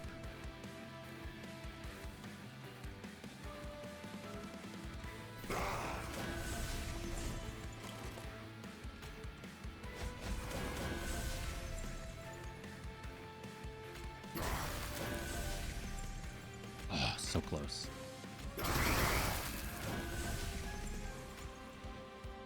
One health.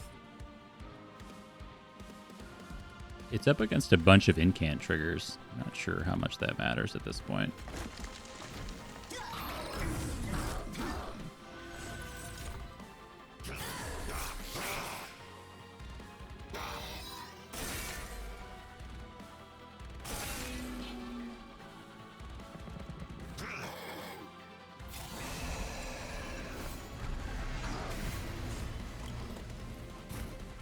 All right. Oof. Got some work to do. I was really hoping to get rid of this calcified ember, but no bueno.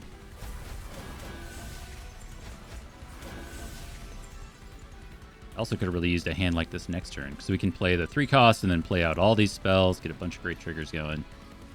And this guy's not even dying, so actually maybe we might have to Bloody Moon this guy, so this guy dies to the Inferno Rim. But we can make that work.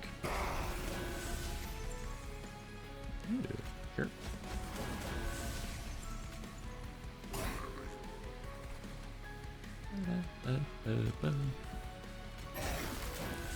And we get to do this? Okay. Beautiful. Maybe we'll save this for next turn so we can get the spell triggered. Oh, we're taking an extra 10. No! 76. So rude, right, Miles? He is wide-eyed. He's such a little kid. He's like, I don't want to take a nap. It's like, I imagine if I had kids, they get really whiny around nap time. But you know they need a nap, but they don't think they need a nap. But if you just lay down, you'd feel better.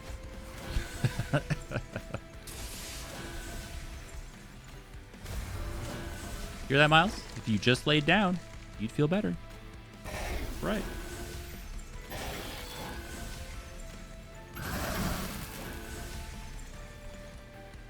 Kill. Solid victory.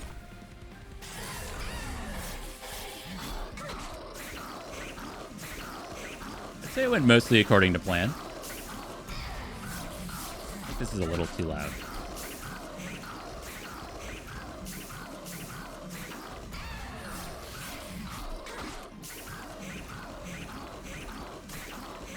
Try that out.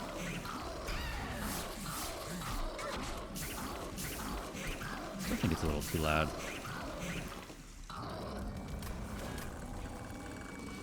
Okay.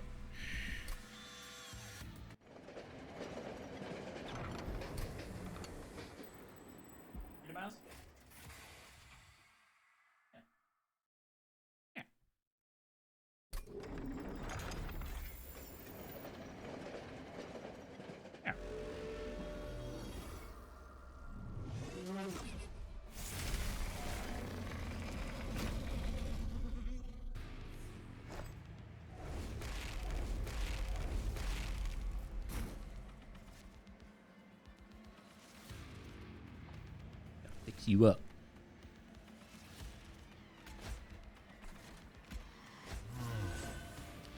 Okay. Need you. Need you. Okay, so we actually didn't get the space. What is this? 3, 6, 9. So we got it on top. 3, 6, 7.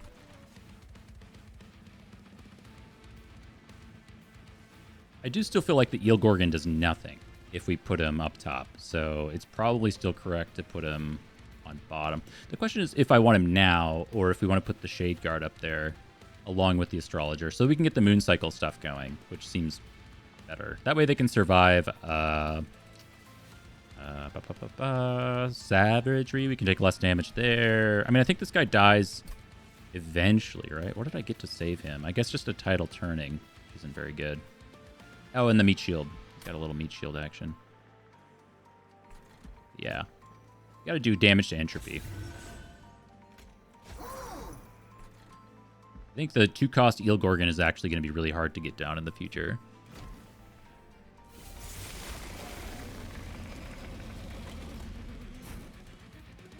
Gotta fix you up. Ooh. Honestly, kind of an ugly hand here.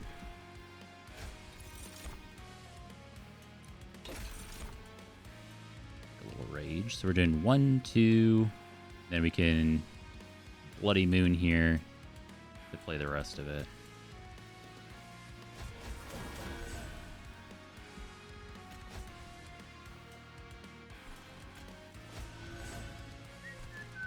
Hate that for me.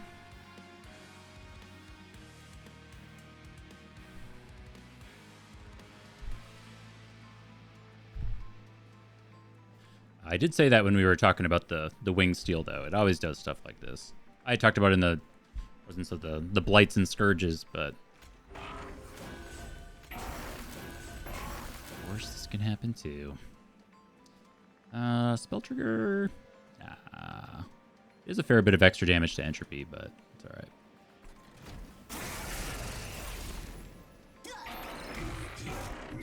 Now the Pyrolites are spells, so we're hoping to reduce their costs with the split anvil to be free, and then we actually get incant triggers off of them as well.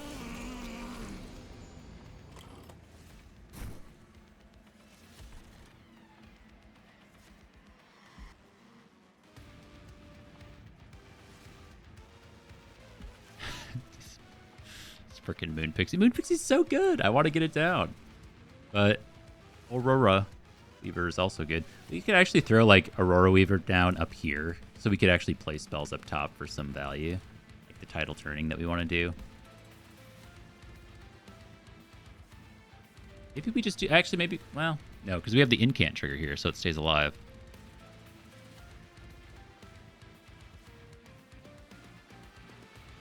So how much is this? So if we put you down with another thing, so that's going to be what, 1, 2, 3, 9, 17 conduit, I think, from this. This will be more than 17 in no time.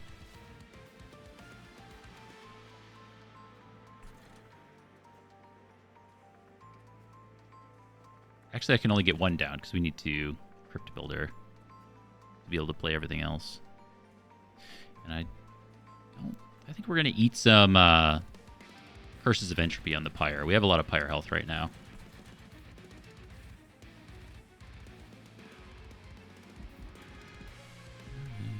I think this is the play.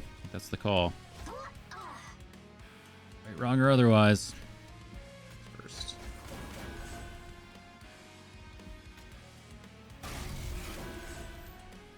Hate that for me. This keeps happening. The card we're going to need next turn. We also just have to yam in a bunch of spells here because we got to do the incant triggers to deal with the corruption. This is a time race.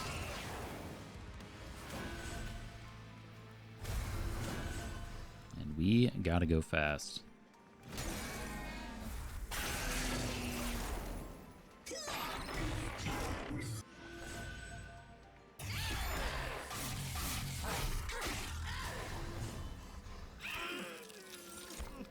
I mean, she's on 18 health already. We got to get these tidal turnings go. We have a fair amount of conduit in middle. Okay, no tidal turning yet. Oh, we do have the Eel Gorgon, though. Can we do it all? Yes. What is this camera angle? Oh, sorry. Sorry, I was recording an OnlyFans video before this. that was for Miles when he was on the desk.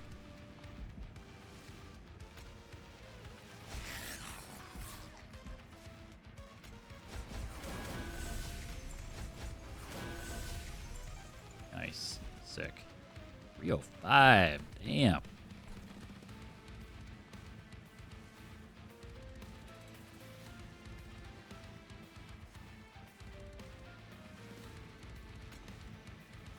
I mean, I really want to put this here, but I want to avoid the... Guarantee that we avoid the strike. The strike is a huge problem for us.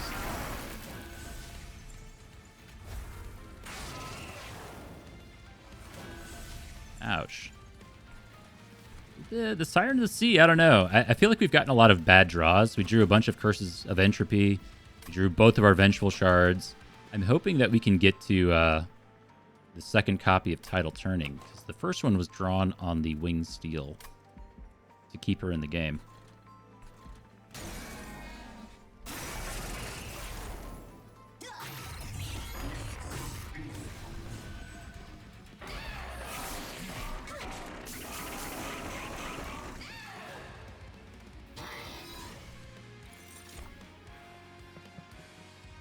I should make some effort to end in New Moon for top floor. Because he does gain, what, 15 health on New Moon.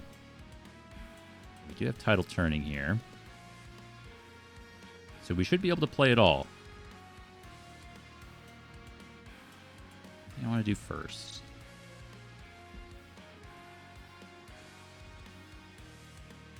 No, it would only be phasing the moon that would matter. Sure, give me some regen, I guess.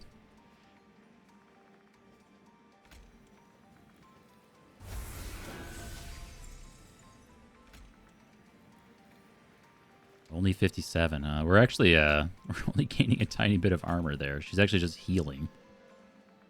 Okay. That's fine.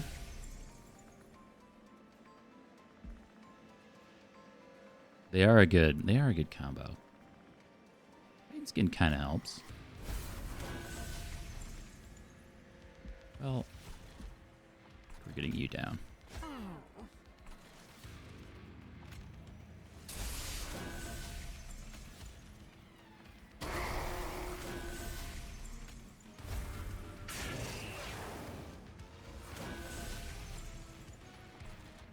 Okay, we're still hanging in there. We're still in New Moon for the trigger here.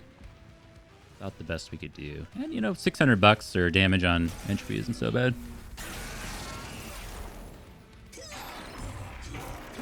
Oh, that's what I gotta do. I keep forgetting.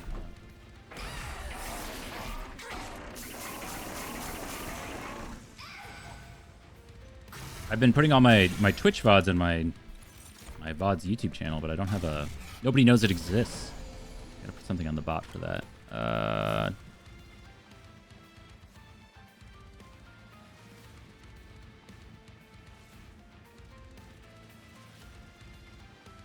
Okay.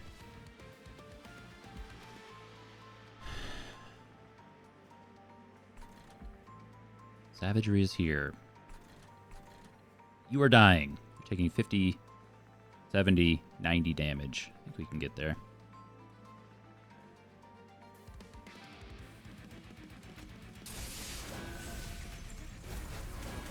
Living.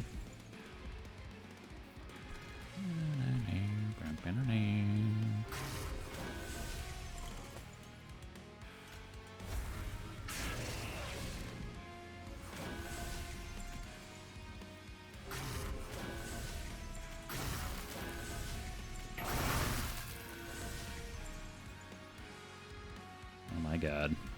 Well, we do have another Tidal Turning coming around. If she goes down, I don't know. He should live next turn. We are in New Moon. That's dumb luck.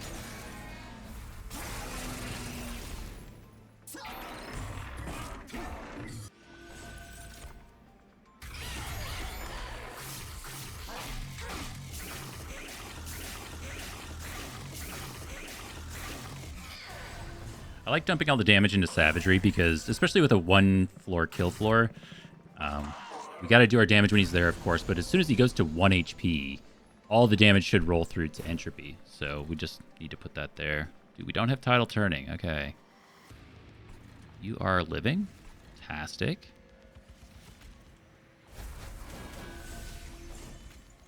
Oh, shit. What does that do? Extra damage. I think that's fine, because this Ice Storm's going to go crazy. And we have this Cosmic Bolt. We could actually just take you out right now. Just in case. We could just take this guy out, actually.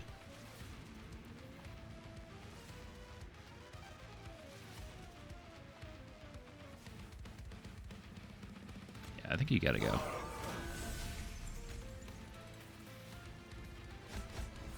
And we get a new moon. And we get a curse. Amazing.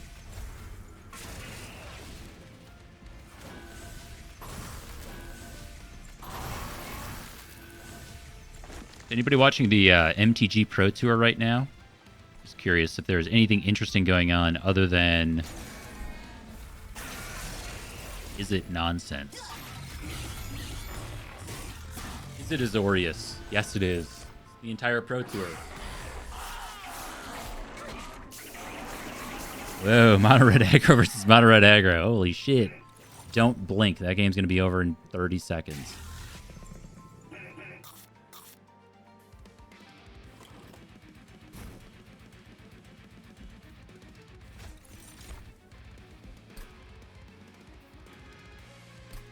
Maybe this matters. So I think we should try to do our Wing Steel proc first, which we can actually do here. We won't end on New Moon, but okay. Oh my god, I did it! I did the smart thing. Holy shit. Yes, because now we can play Tidal Turning and play the entire hand. So huge.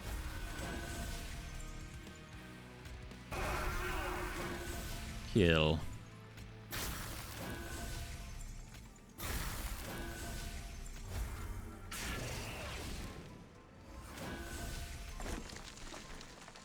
I mean, we're taking 11 damage there. We should win next turn. Unless we get a terrible draw. But I don't want to look at the draw pile, because that's not really up to me at this point. Oh wait, Dominion's not dead. I thought he'd be lower. We've hit every Pyrolite. We can throw some spells down up top. It's just our spells aren't like individually that strong outside of having the conduit stuff.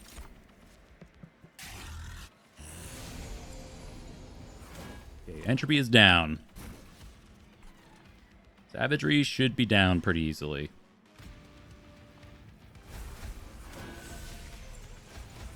Now, we don't have Ice Storm to remove all the Spell Shield, because we should, like, Spell Shield and then Crypt Breaker or Builder, and that's, like, that's a lot of damage. Spell Weakness, huh? We don't even really need that. We just actually need the incant triggers. It's like 90, 100 and some damage, plus 35. Yeah, we're kind of struggling there.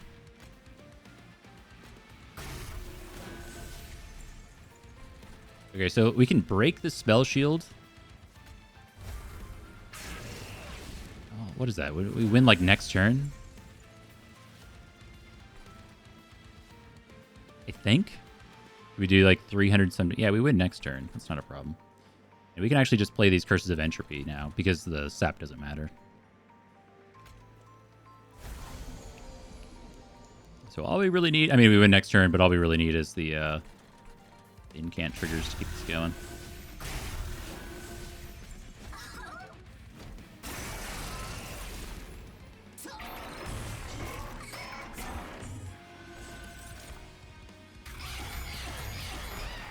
Wow.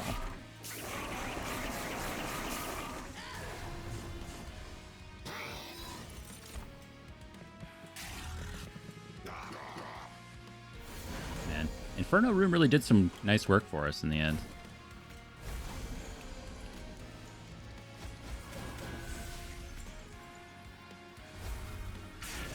Oh, we got Ice Storm, but it's going to do like one damage up top, right? Alright. Do the thing while we can. Oh, that sucked. Our Frozen Lances are doing 100. That's pretty good.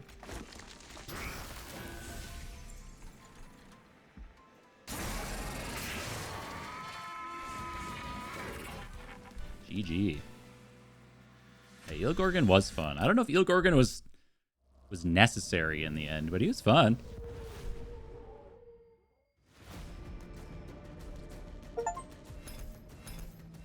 I've achieved. I reached level 10 on Lunac Heaven, but because I wasn't level 10, I don't get the credit for winning at level 10 on Luna Coven. So we have to do that again somehow, but that's okay. We got a lot of Luna Coven combos to go. We get Heavenfall, 4 Benergy. Oh my god. Deal 80 damage to enemy units. On a full moon, deal damage to all floors instead. Wow. That's pretty cool. We Cuddle Hex. Apply Frozen to a card in hand. Hell yeah. Antithesis Scales. 50% chance to apply Spell Weakness 1 when an enemy unit enters your train. Actually really good.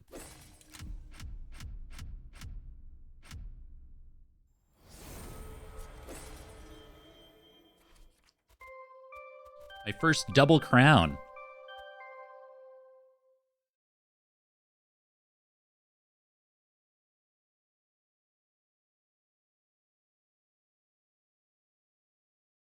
Cool. We got there. That was like 2 Luna Coven wins in a row with Stygian. I feel like we got the best possible, the easiest Luna Coven clan to play with, but it's all good.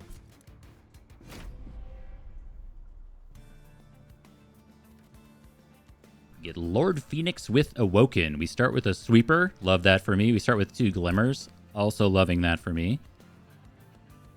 So you know the drill. We give this guy Quick. And then our Seraph is Corruption Seraph. So don't go tall. In other words, like if you have one super tanky unit, he's just going to chew through them. With some alchemy stuff. We get Pyro Damage Archeon. That's okay. And then Spikes Kale. We get Heart of the Pact. After playing a card from your primary and allied clan, draw +1 next turn. Easy enough. All right, let me take a quick second. I'll be right back.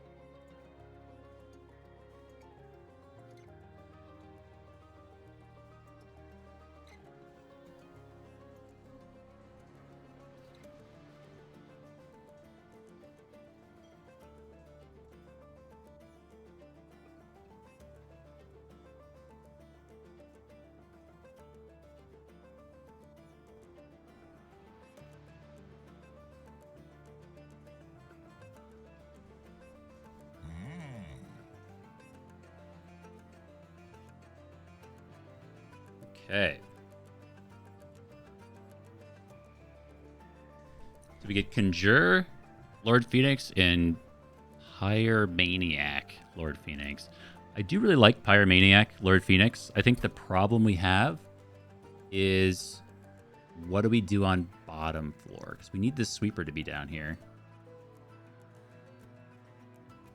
I guess we do have the Glimmers for some healing if we want him to tank. Eggs are eggs, and we do have the alchemies in here as well.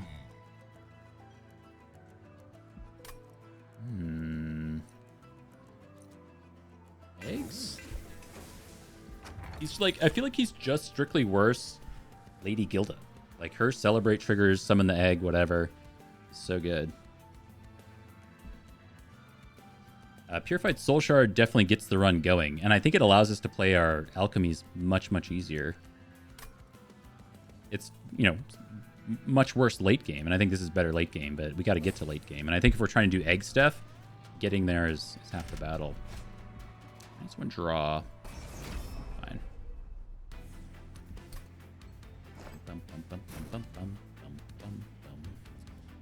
How will I afford all of these things, right?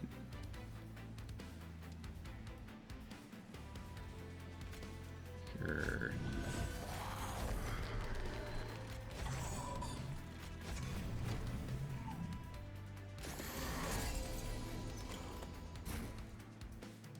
I actually misunderstood Conjurer. So we could potentially get 2 eggs from him this turn. Or this combat, rather. Nice.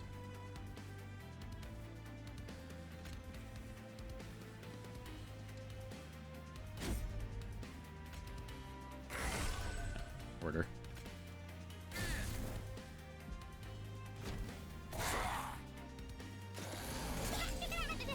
I was thinking if Conjurer is summon. Like on summon, you get this thing.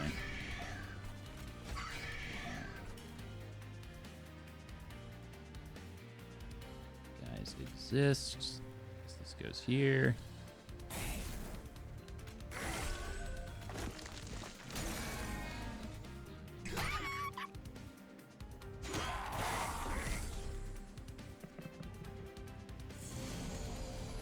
Finishing this coffee way too late in the day. Be up forever. Okay, 1 wave remaining. This is our chance to get our alchemy down, though.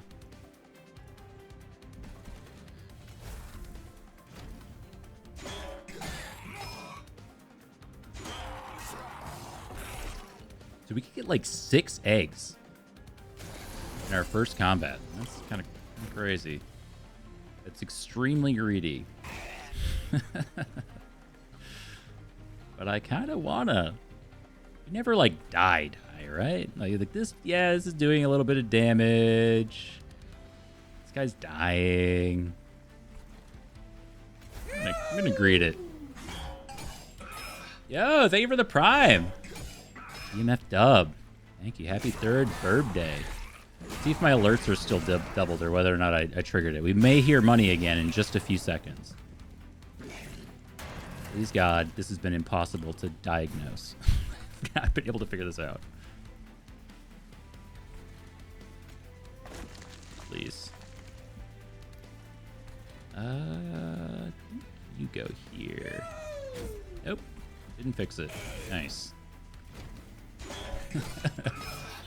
Okay, it's just more money. Good with that.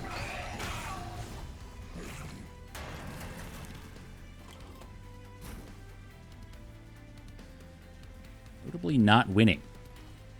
Glimmer also doesn't save you or allow you to take a second hit, so we should probably just Firestarter a bunch. I mean, this does do a lot of damage just because of the Pyrogel.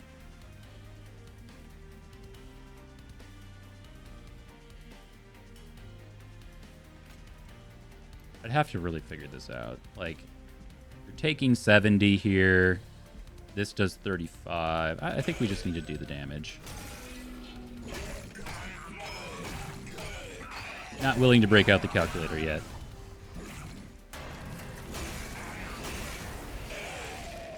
Lets him take another hit because of rage.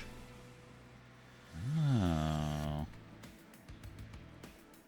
Hey, 6 eggs though. On the first combat. We took a lot of damage for it. Golden Touches here, the Giga Egg build. Ooh. Also just Fireball. Like, I feel like I'd really prefer to take something like Fireball.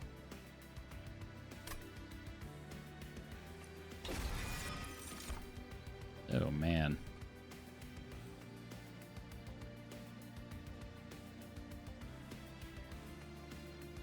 No, I don't think so. Well, actually, Vine Grasp does allow us to trigger Heart of the Pact for the +1 draw somewhat frequently. It's kind of a thing.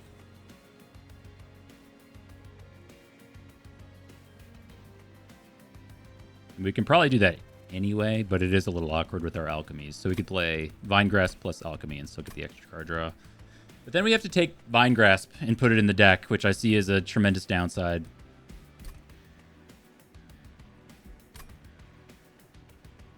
I wish Sting wasn't so bad, but oh my god.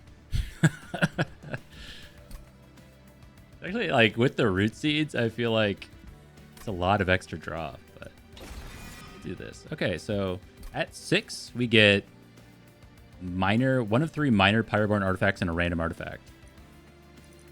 8 would be an interesting breakpoint, but we're not gonna wait for that. We get $50 too. Max eggs. Pretty good.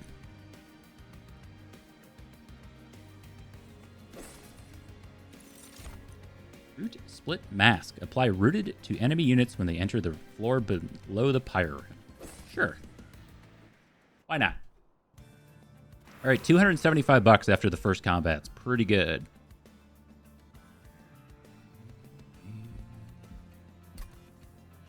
We probably just want to get quick on our sweeper if we can. So upgrading our spells would be fantastic. Gotta make our alchemies cheaper. All the things. Actually, kind of, the thing I worry about with Lord Phoenix is he really wants to be on the bottom floor, just so we can do the Conjure triggers twice a combat going into this next one. If we take the Awokened Banner, we may be incentivized to take one of the large men that tank. Hollows, that's their name. The Hollows. We don't have the Rejuve, the Rejuve triggers to really make him work here. We have the Root Seeds. So I feel like the Pyroborn Banner and the Merchant of Magic might be better.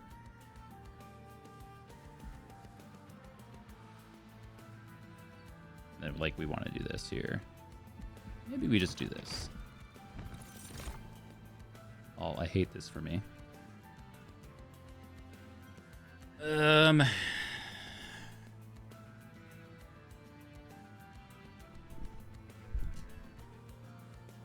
We can take Animus of Speed, I guess. It's a unit. It's a body.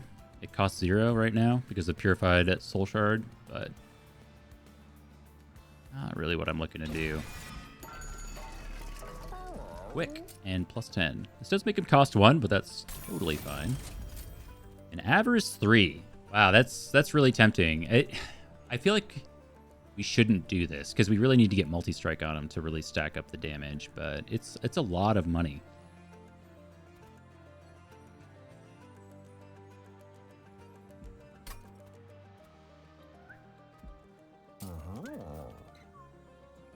Is that too good to pass up? I feel like it's pretty good. We can give him damage through the Root Seeds.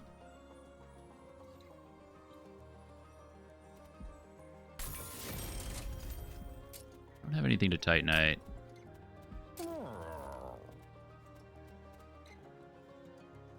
The Root Seeds are so bad. I don't really know what to do here. We'll just leave. We'll just leave. Let our sweeper carry us. We could probably do this. We just deploy on the top floor instead. Get the free $75. And we get a bunch of slay triggers too, so this actually makes us stronger.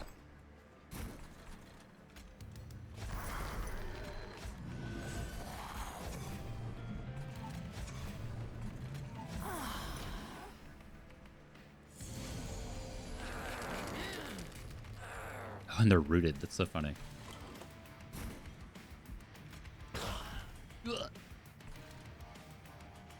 Yeah, we don't actually want to kill these because we want the slay triggers. This causes you to go to the 3rd floor. I think that's fine. We would just Pyrogel this guy. Oh, and we can do this too.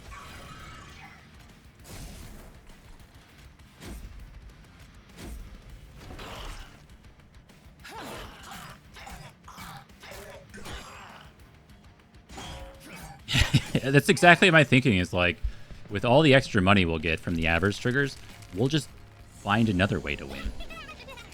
Oh my god, it's sick. Like, how much money are we getting here? 3, 4, 5, 6, 7? We're getting 7 times 3, 21 extra bucks just for existing. That's amazing.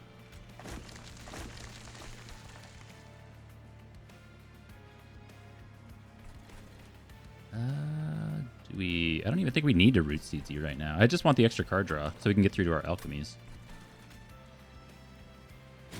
Oh, we're not getting the Heart of the Pact.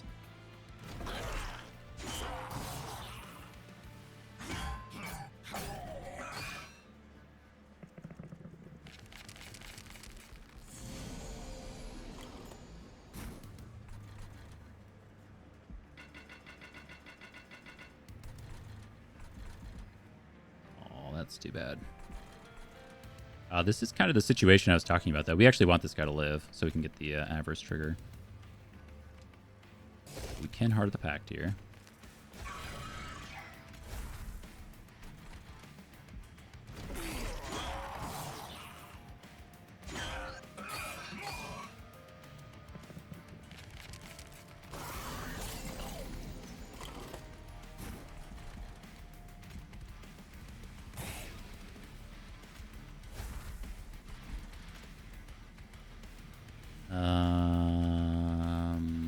That's kind of greedy to let this guy live. We're going to get rid of you. Well, actually, maybe I should... no. I should have kept him because we could have gotten the hand on him. The egg hand. Ah, there it is. The golden touch. Extremely punished.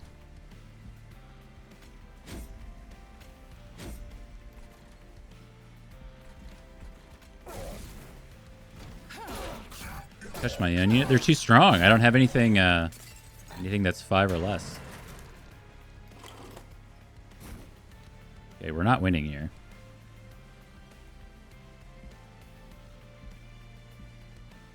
We can't really do too much, honestly, just because the spikes are gonna get us. Do we just lose here? We might just lose because of spikes.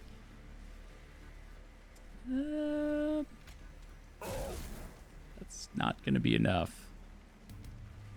I think we just lose.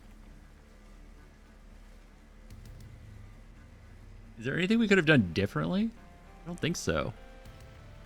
Because we don't have any way to get above 10 health on this guy.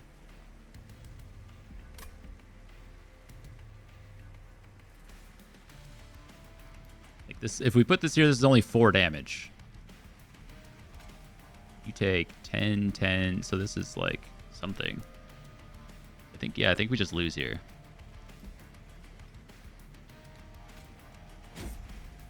Nice. Okay, well, that was a cool run that's just gonna immediately die.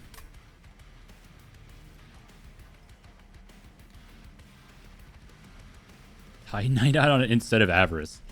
Right. I think there was an option to put like 20 health on it or something, but look at how much money we have. How can you say no to that?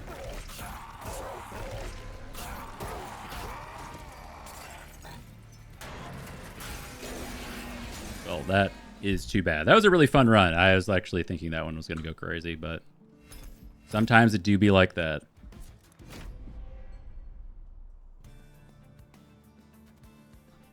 Ooh, Vanished Melting. Oh, it's Talos, though. I love Talos. Talos with Firebrand, if we can get the Celebrate triggers. Please celebrate. Of course. Of course.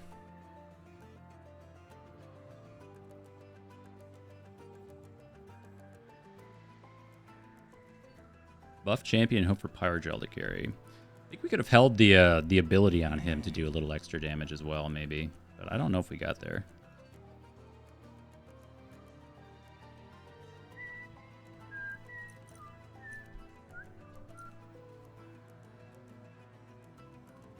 Really don't like any of these.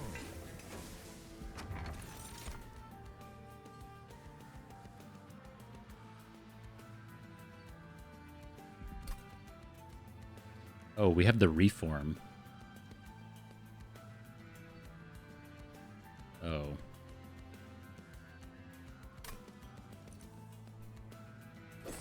Well, the good news is I really like this Pyre Savagery. Every time we get a kill, something gets +1 attack permanently.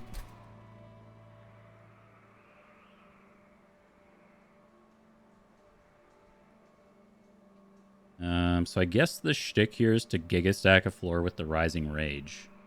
because we're going to get Valor from Talos. Downside is that it advances everything, and we really want the Firebrand to be in front for the Valor triggers. We have so little to do with our energy on any given turn, I think we can actually take the -1 energy per turn.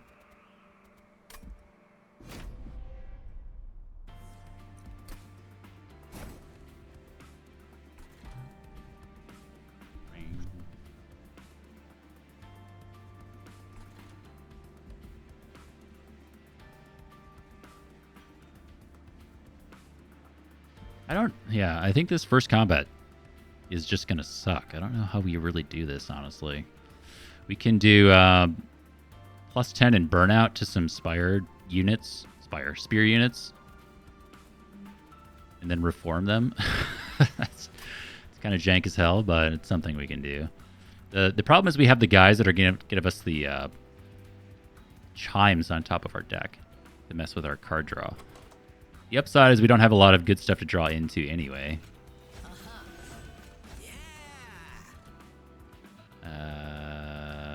Sure.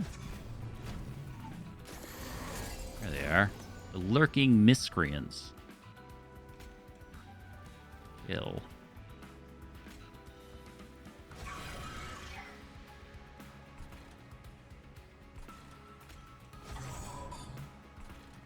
Oh, what a bro. That's so nice. Oh, I guess we could have done flight stuff, actually. We could have deployed Talos somewhere else and then flown her down to stack the floor a little more effectively. I think, yeah, that would have been much better.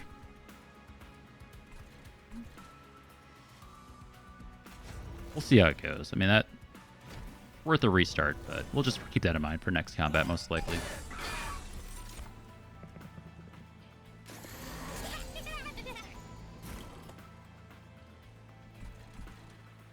Okay.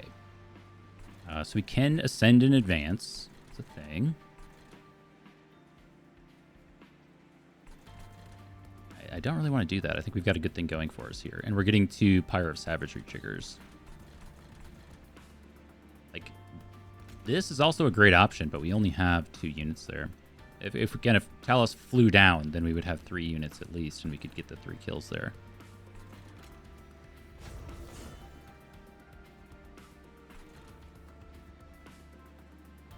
Pass.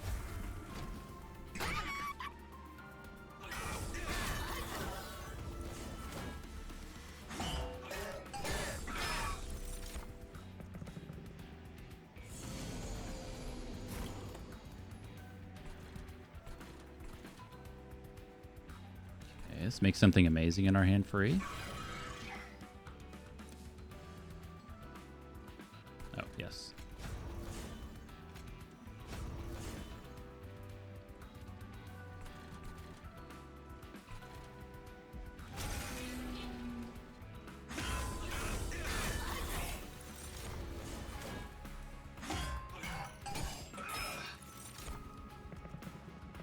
Well, at the very least, Firebrand is a carry-worthy unit, so we have something going for us here. Wow, what a hand!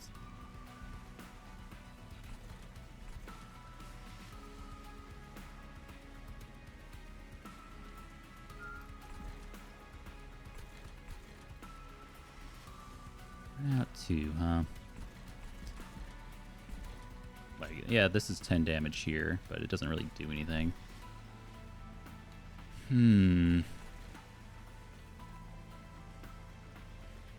This might give us a unit to reform next turn.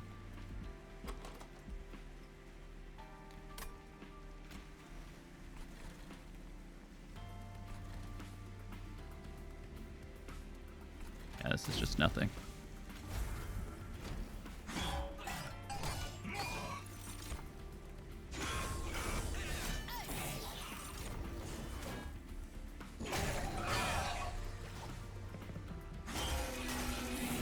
The good news is if we get Celebrate Talos the next time around, it's still, like, enough to be worth it. You can stack quite well with it. Nice. Winning anyway.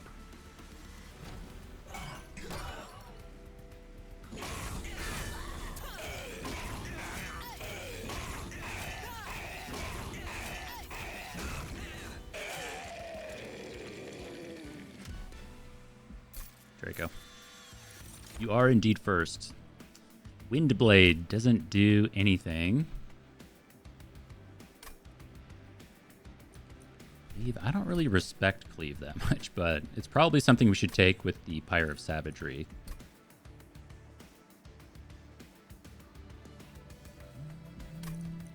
Sure. Molten Encasement. A little weird. I'd prefer the Entombed Explosive. And that gives us something to reform every single turn. And it works really well with Flicker's Liquor. Like, the stealth is really nice for late game, because then we can just hang out on a floor. Oh, this is too good. Okay. Now, a big part of me says that we should just go over here, because we have so much stuff to reform. Or the primitive mold, anyway, to reform. And we have this Wicklash. Oh, man. Wickless Baron. Wickless Baron, huh? Wickless Baron with the Entombed Explosive can go crazy. It's probably like multiple Harvest triggers a floor.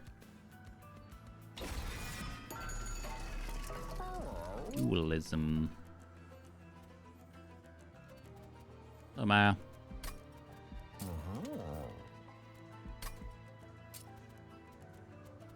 Meep, meep. Are you meeping?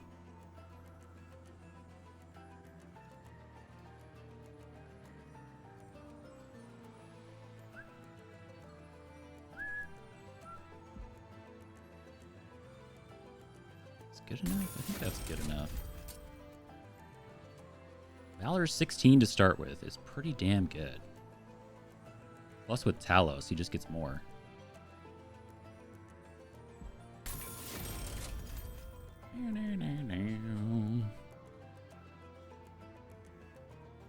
Here you can see the reason for my weird camera angle earlier. It was all about Miles. It's always about Miles, isn't it?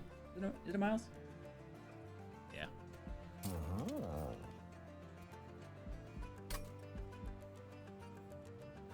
Are you feeling Smidge? Are you Smidge?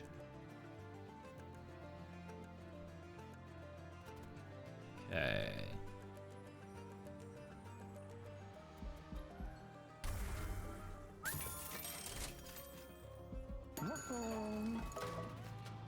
Yeesh. Ooh, the Forsaken start on every floor, huh? It comes down to what we draw on the next turn. But I bet we can make it work. Plus, we get a bunch of extra slay triggers with our Pyre, in theory.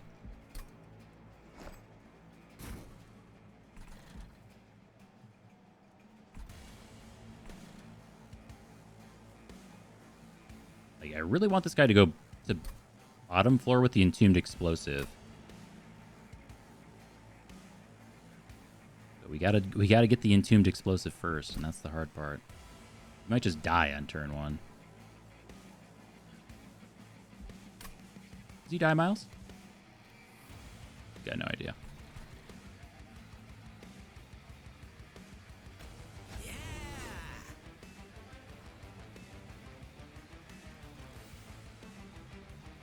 We just want him there to deal with the spawns. I don't know about Talos. I think you go there. You go there.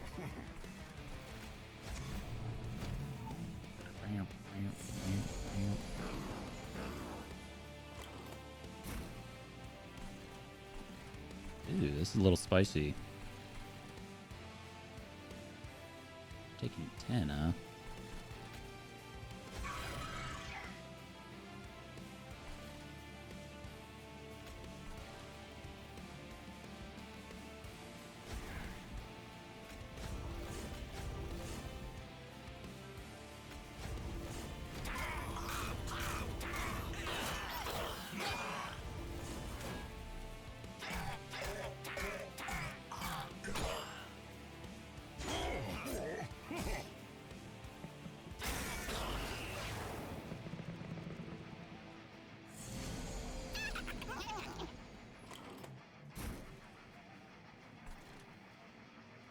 Okay, it's here, but I think it's too late.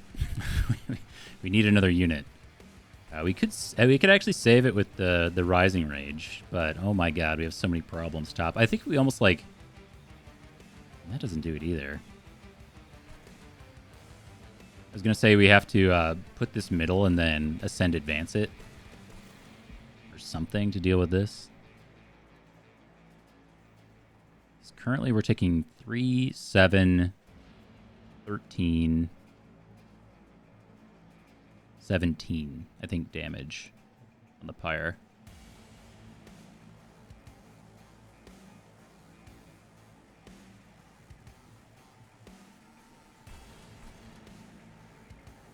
We put this on bottom. You go to 10 health right away. No, 15, because this will die. So you'll actually live.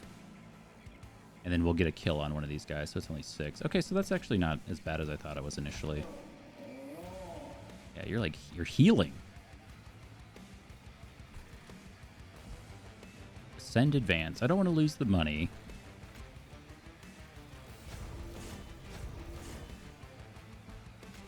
Nice.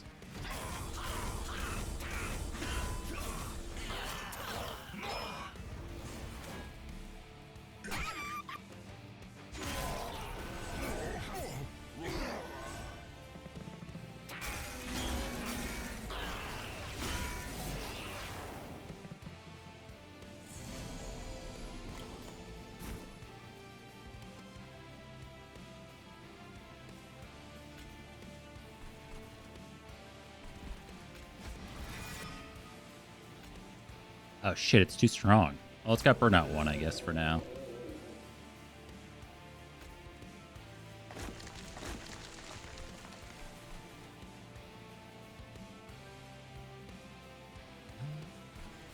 That matters. Okay.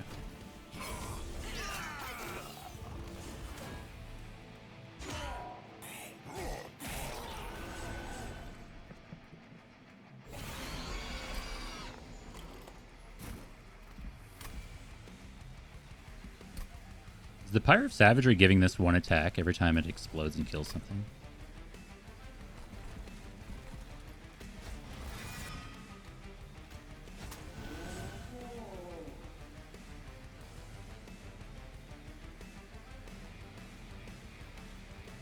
I feel like this has to be more damage, right? Even though it's a 2-turn clock.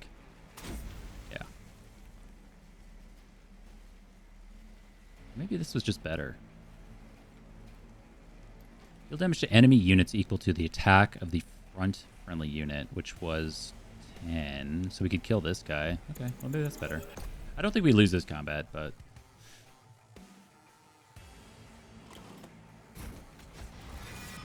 rather do it right. 231. Yeah, way better.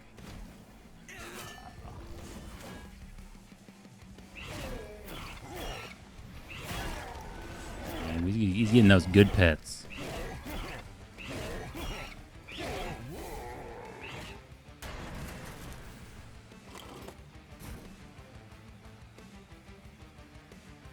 Don't let him fool you into thinking he was like somehow neglected today either. We were out on the deck. We were having a great time.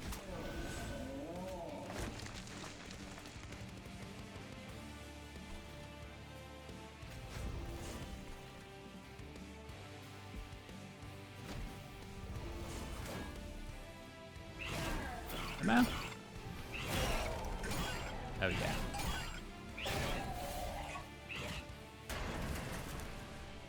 Alright, you're super dead, right? Super dead.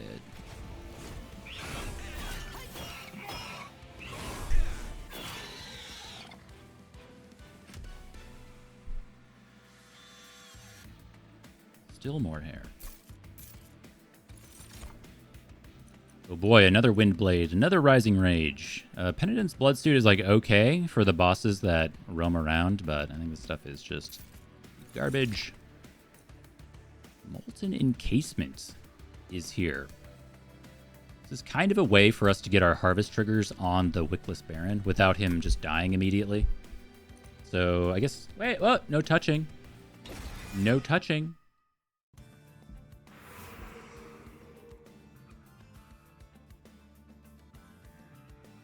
go. Here you go, Mile. Do your thing. Hey, you wanted to be on camera.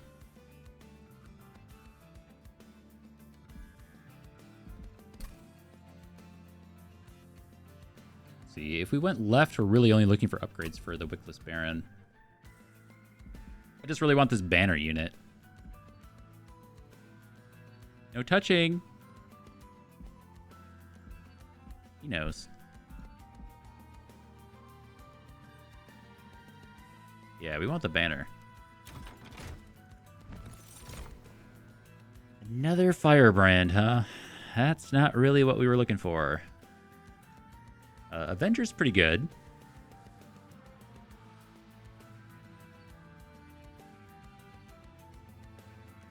So we could Avenger mid, Firebrand top.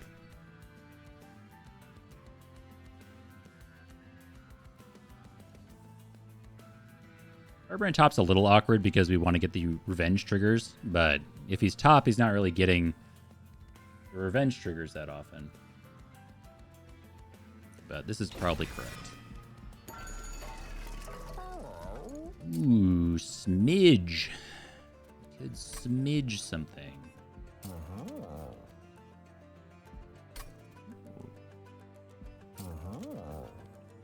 Tight knot on you is okay.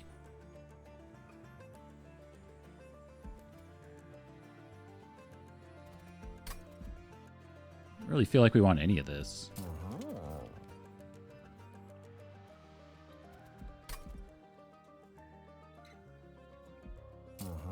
Maybe Tight Knight here, just because it's something to do. It's just not something we need right now.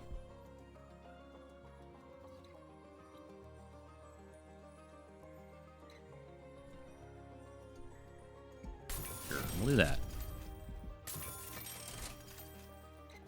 Large. This is not the worst thing ever.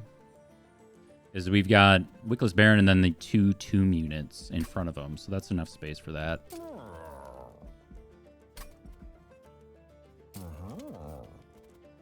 Large? Or it can be large. Ah, this thing again. Okay, so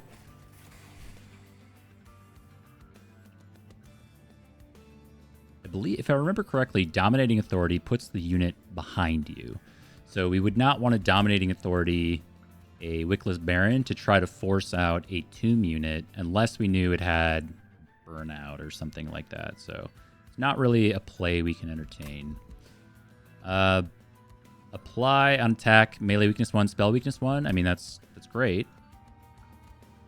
I think ideally we'd like to put something on the Firebrand because it already has 2 upgrades. That just uses our space the best instead of blocking out the second upgrade on the Avenger or the Wickless Baron. So we're kind of looking there for something to do. And I guess Dominating Control is going to be the best. The real question is if I want to take on Dominion's Eye for something that is, like, solidly okay. I think it is. Like, putting it on our tank unit does apply the spell weakness, or the melee weakness. And then with Pyre of Savagery, Callus or whoever's behind it will get a 2x multiplier. It's kind of like giving like our behind unit multi-strike in a way.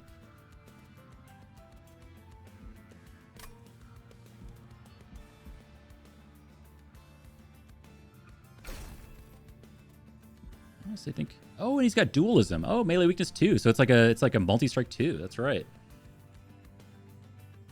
What's the other one? I forget. Corruption. Yeah. Okay. Well, dualism makes it a lot better, Miles.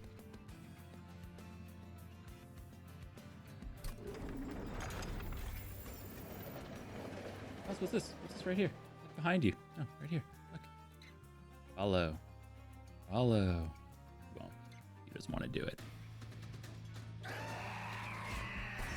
Alright, so we have push Archeon. That's terrible. We can fly with Talos to put our Firebrand back in front.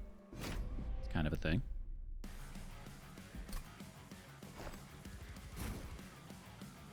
A large Wickless Baron.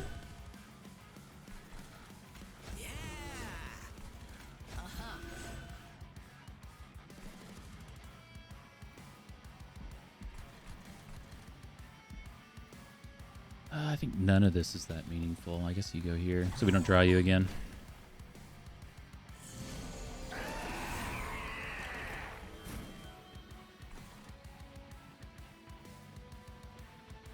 You are too soon because you're going to get pushed. I don't want to fly Talos yet, but yet you need to go in the middle.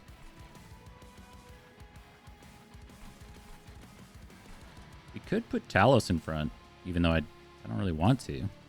She'd get pushed, loses some health. I don't know if it matters. And we still get the melee weakness down. Yeah, I think the tempo matters more.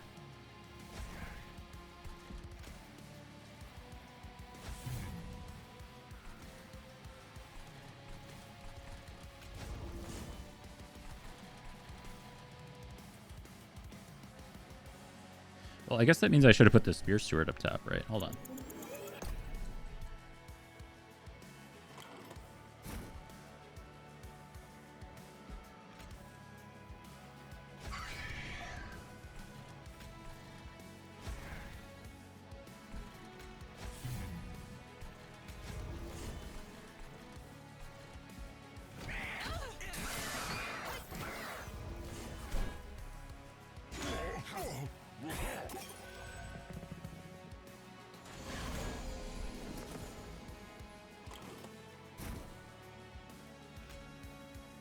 Okay, this is Sap guy, and he's going to put Sap on our champion. Which does not matter. Ooh, the Harvest triggers. His damage actually goes up.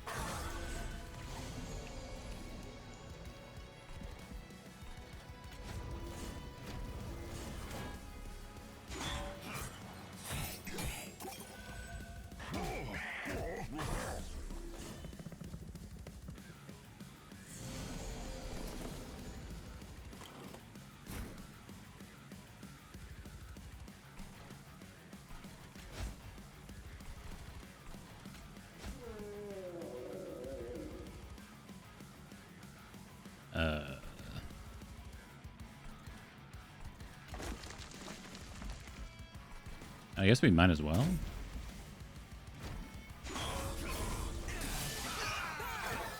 It's gonna die anyway, but we reform it, and there's like a non-zero chance it ends up taking a hit someday. It does some damage back, so I don't know. A little min-maxy, but it might matter.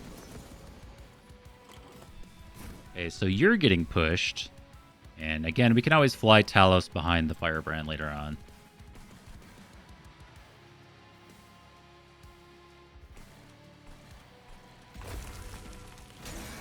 Ow.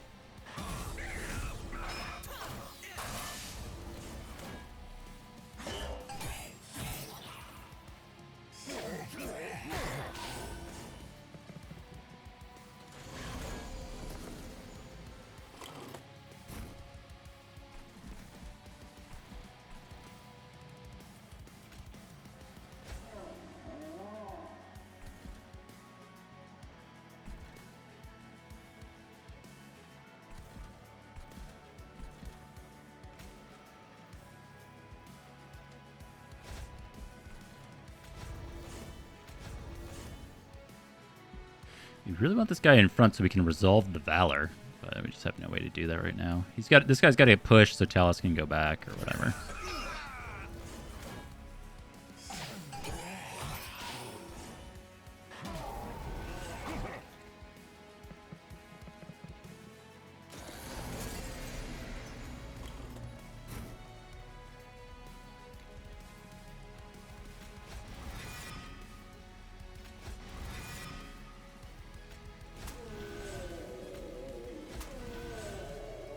$541. Not bad. So wait, you die, so you actually get a hit in. Sure.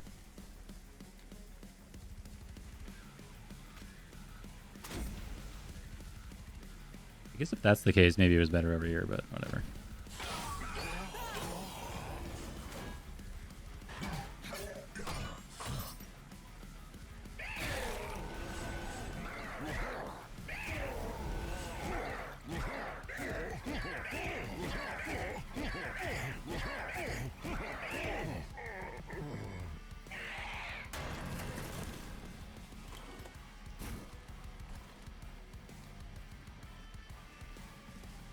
Okay, top is dead.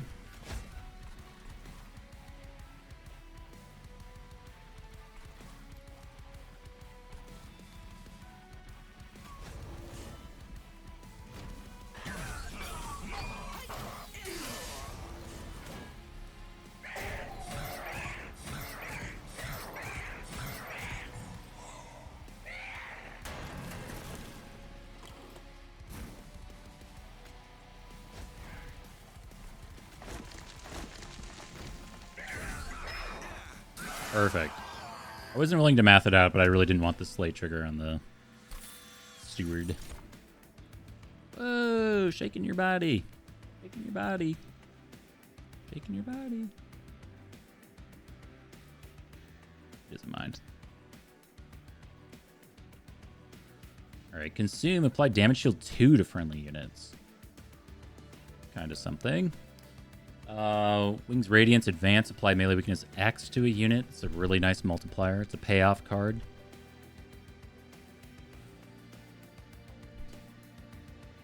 Victory is okay. It's not, I just don't think that, like, health isn't really the concern. It is potentially later on. Yes. I also think, well, this Seraph's probably fine. Sap Seraph's probably fine. But, like, if we were going against Corruption Seraph or something, this just doesn't scale as well as I'd want it to. Are you meowed? Are you meowed? Oh, that's very nice. Very nice. Maybe it's just this. Give some melee weakness. We don't currently have a lot to do other than cleave, I guess. So, sure. Demonic Fledgling is kind of a thing. We're not doing a lot of shifting.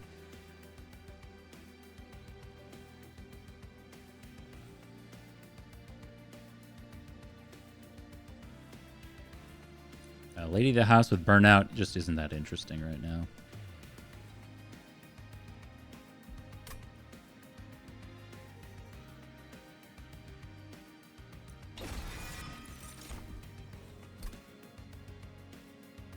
We just want energy. Right now. I did kind of want to go for the Pyre Health. However, can't really afford a trinket there. So this is probably just better for now. And we have this. The left side's really good here. The remove 2, free artifact, and then chance at an artifact. Sure. We'll go right. If I were to duplicate a unit, honestly, we'd like to duplicate this Firebrand. It's got 3 upgrades, tons of Valor. It comes with 28 attack. I could also see a world where we duplicate the Entombed Explosive for bottom floor, just to try to get it faster for the Wickless Baron. For spells, I don't think we have any spells we want to duplicate right now. Maybe if we get something on there. See what we get. Celebrate. Amazing. So for the units that live, they get +2/+6 permanently.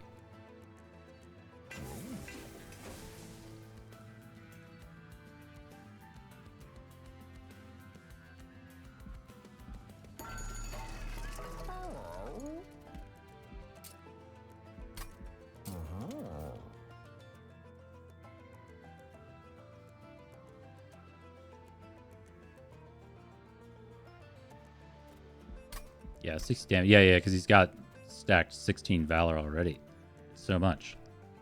He's crazy. Like, I have a hard time believing that we're going to duplicate anything else. It's just really awkward considering what the deck is right now.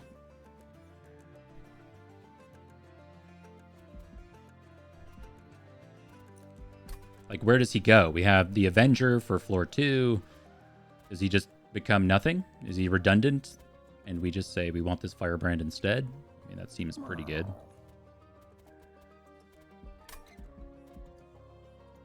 Holy Stone is actually really interesting.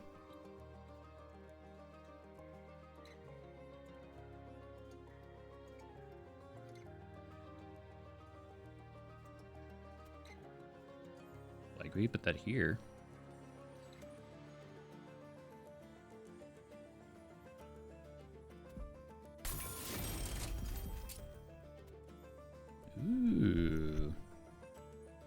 I think the problem with this is it says front friendly unit. So it's really good on the floors with the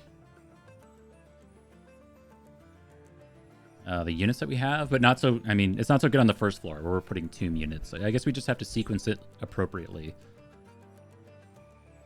So it's working with the Wickless Baron, not the tomb units. Just further reinforces that I need like a cat cam or something like that.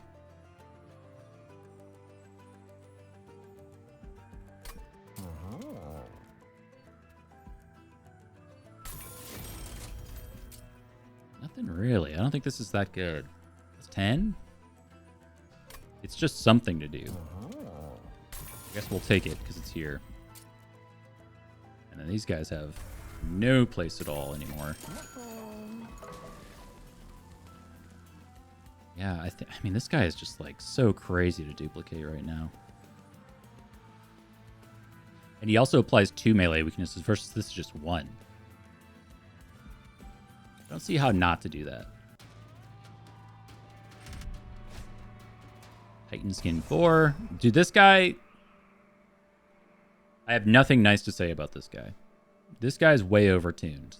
I'm really looking forward to this next balance patch, and I hope that guy is addressed.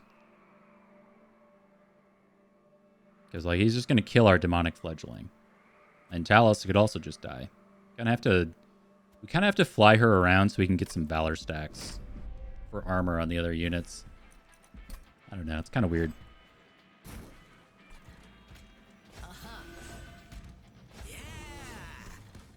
Yeah. I think he just dies.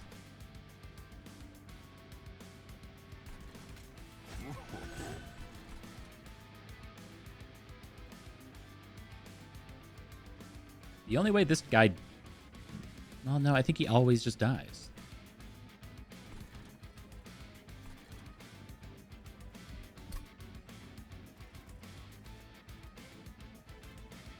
We can potentially primitive mold him back. I don't think we're going to have capacity for that, though.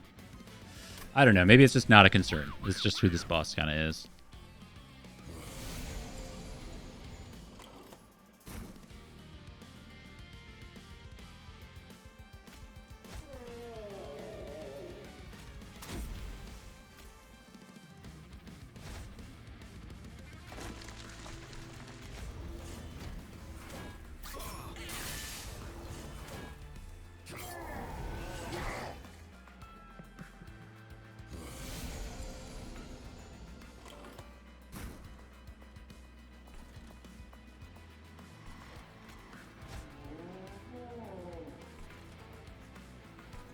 You're steward, huh?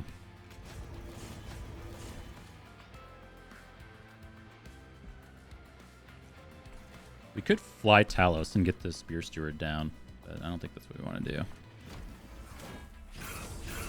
The reason why he's taking so much damage is because we immediately eat that melee weakness. That was the whole idea with the top floor as well, is we're basically giving a multiplier to whatever attacks behind.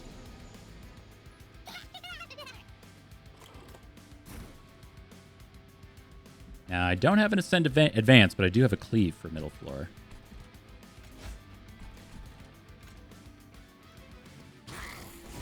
It'll...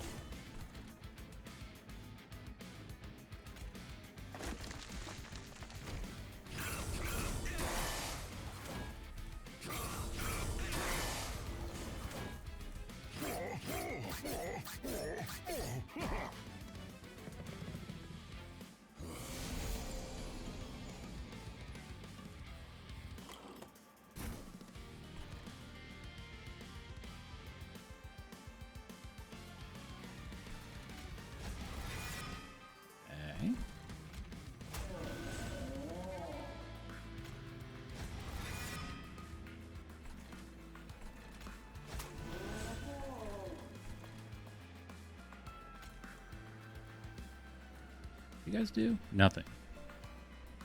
Okay. This has got to be the best.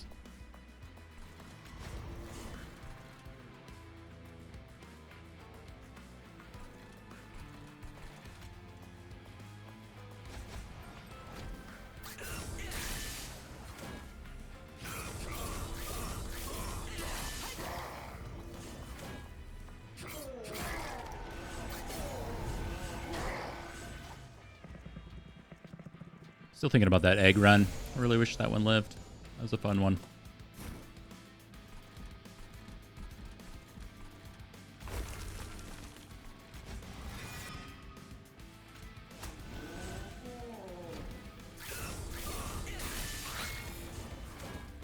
Permanent. It's looking good so far. I mean, I'd anticipate the boss potentially dying on the second floor just because the front unit's so strong. But we will see. So this is what I was talking about. This guy's now taking 5 corruption. And I think this is the part of this boss that needs to be tuned. He just does too much. The summon applying 5 to your entire train is just so brutal. And then you can't really play any spells down here either because he just applies corruption to your unit. A little too much. In my IMO.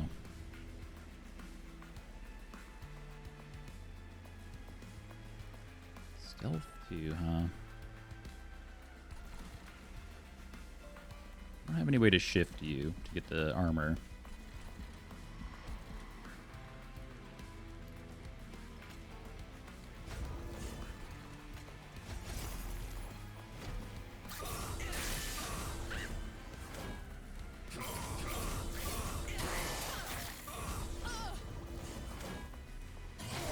So between the Pyre of Savagery and the Talos Celebration triggers, it's just so much permanent attack that we would potentially get on our units here. It's just it's a game of trying to find a way to have them not die. And sadly, this guy's dying.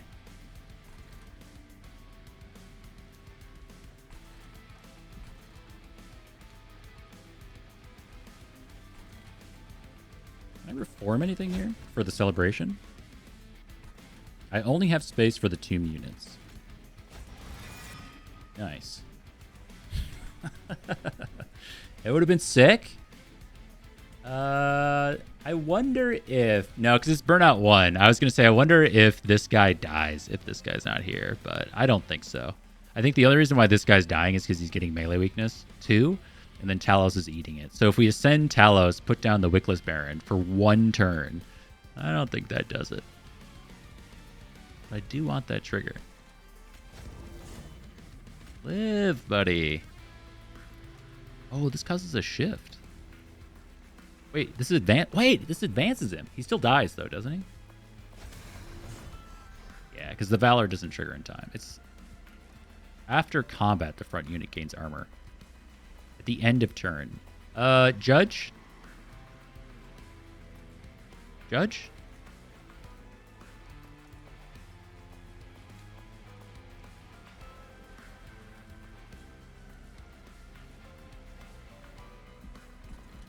I don't think there was a turn where we could have advanced him before. Okay, well, whatever. It is what it is.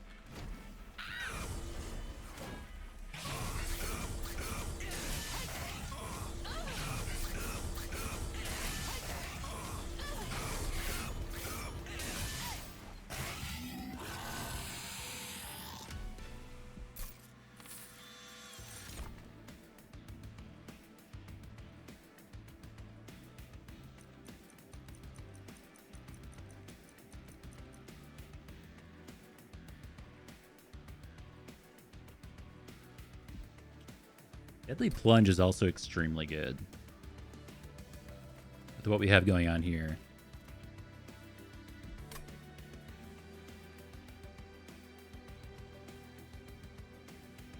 I think Begana is crazy good, though.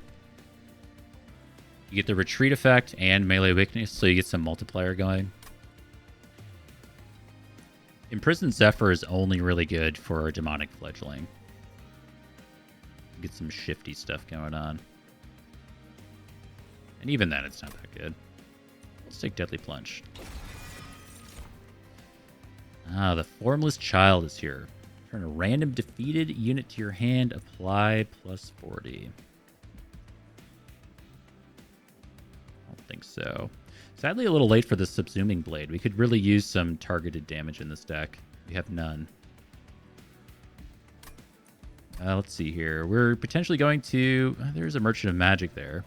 I think I said I wanted to go left, though. So I don't really see myself upgrading this card until Like, the soonest would be floor 7. I think it's a little late for you.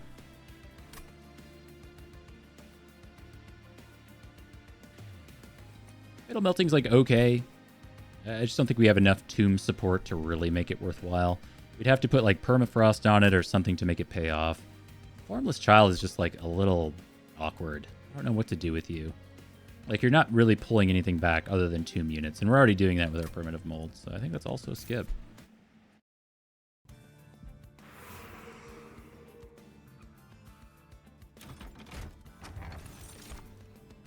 Extinguish triggers happen an additional time. Amazing. With our tomb units, create an ephemeral copy of the first spell you play each turn.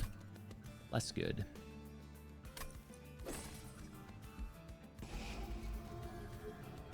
Some removes going.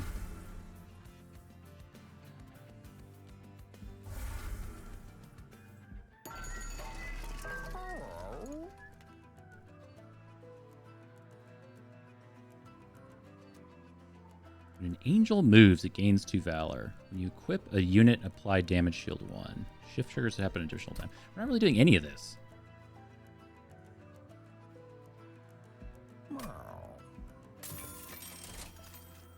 Team units get plus 30 and burnout 1. So they just tank for you a little bit better.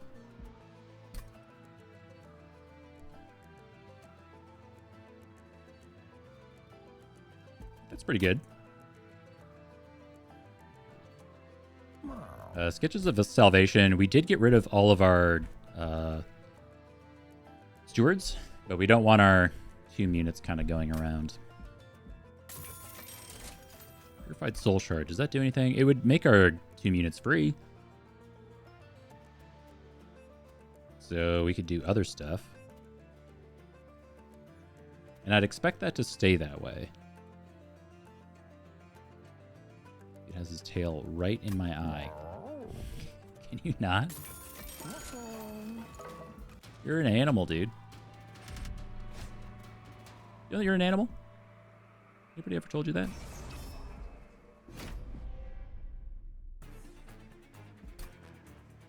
We'll try to do this reanimate nonsense.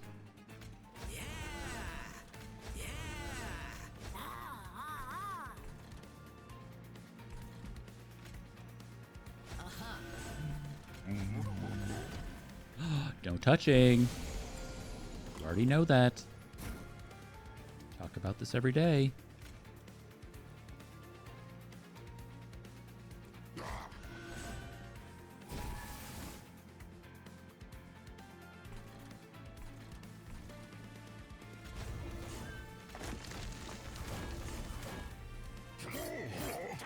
Miles, it is almost 1:30.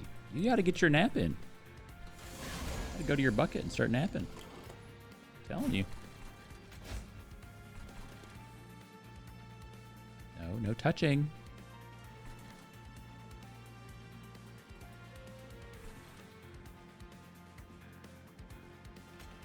Actually, a really nice break point here. No, oh, because he's got reanimate. Never mind. I thought we were short 1 damage, but that's right. We took the these guys have reanimate challenge.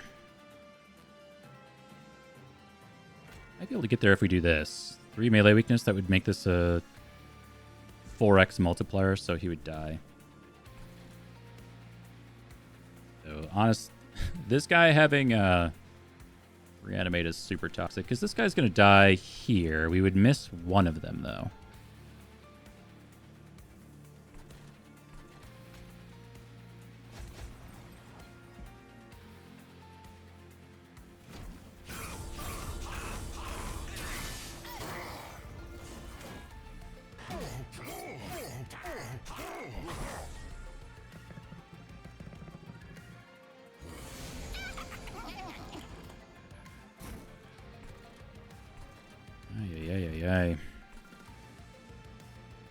Well, we're bottom decking both tomb units, which is a big problem here. This guy is probably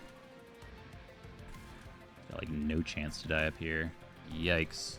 We could fly Talos up next turn to try to make that happen. Oh, man.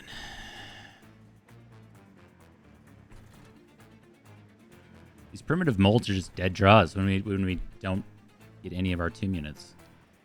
So we haven't been able to stack Wickless Baron, which makes us do no damage to this front unit. So, like, yes, Reanimate's definitely a problem.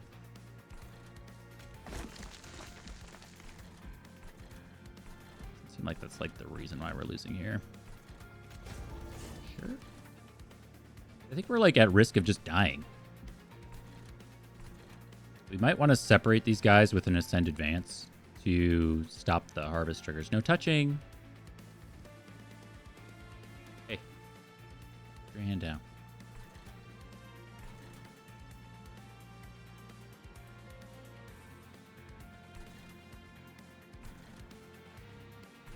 How do we not die?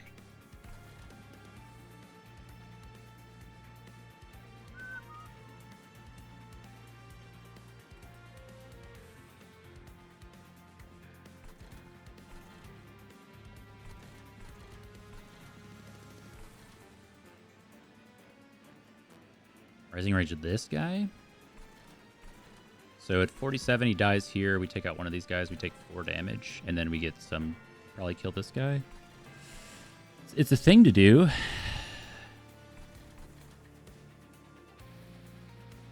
We could also run Talos away. So we could Rising Rage this guy. Or we could fly Talos first. Rising Rage this guy. It should take out the whole floor. This guy then attacks. Gets... Miles... this guy gets melee weakness on him. It should allow this guy to kill him. And then, unfortunately, we have the 2 reanimate. I think that's, like, the best play. So you go first. It is dead damage this turn, though. No, you don't die because you have reanimate. Shit. So we would want to do that next turn. I don't know, he's got reanimate. So if we bring him up here, then... He does die, but we take 8.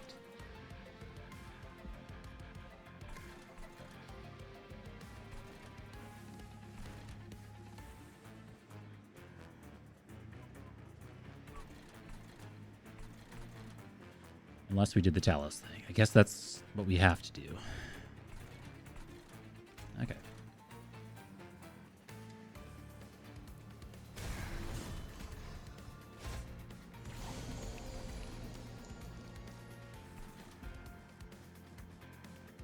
Taking 4 as planned.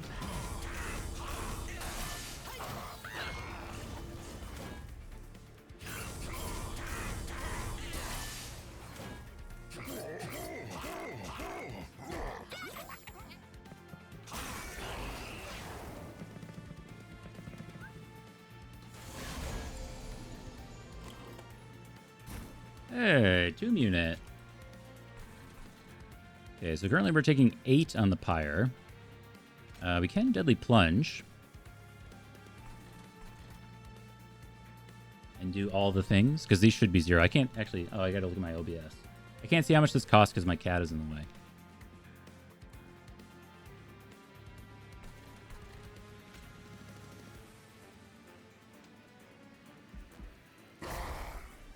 It's 3.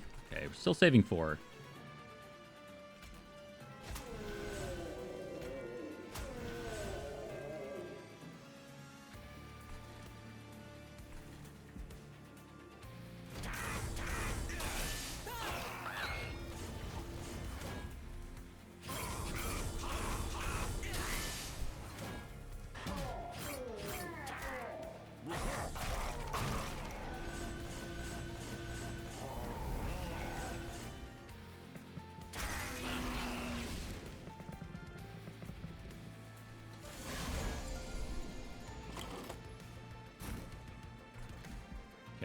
Put him in his bucket. Okay, we got our reforms here.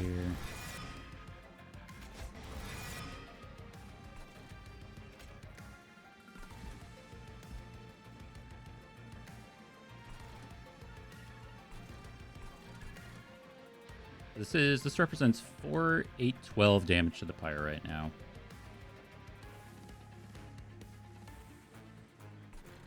You know, it turns out this whole reanimate the front enemy is kind of a problem.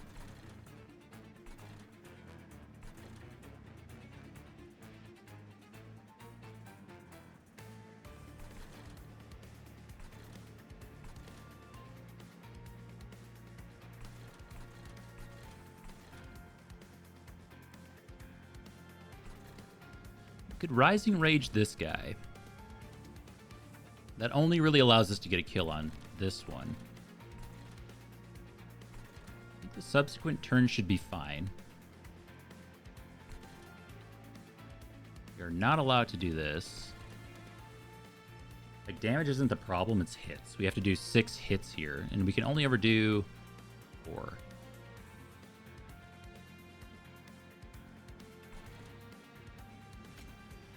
Like, probably? That's 8 damage on the pyre. This is also really tempting, but so this is 2, 3, 4. I think we just killed this guy outright. Because we get melee weakness 2, a 3x multiplier here, and then 1, 2 should kill this guy. We just have to deal with the bottom now.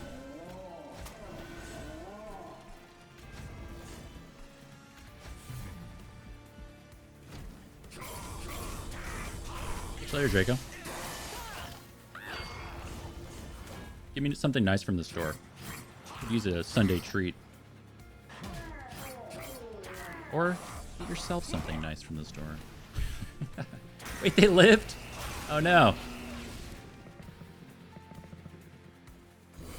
Did I sequence them wrong? They just have too much health. They had burnout too. Oh no. Okay, okay.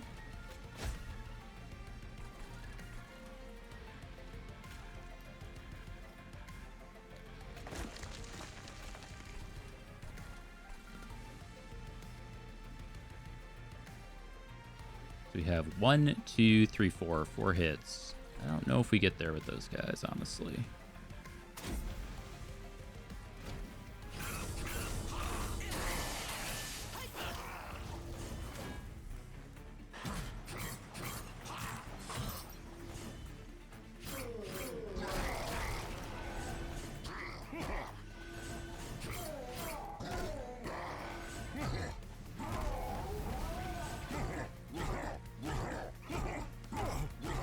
Speed it up. Let's go. Let's go. This guy with his Titan skin takes forever. Okay, top floor is dead. Fantastic.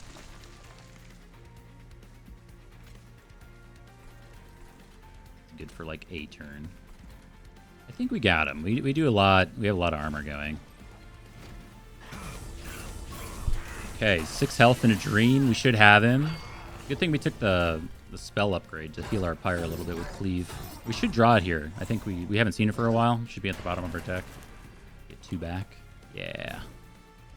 2 back.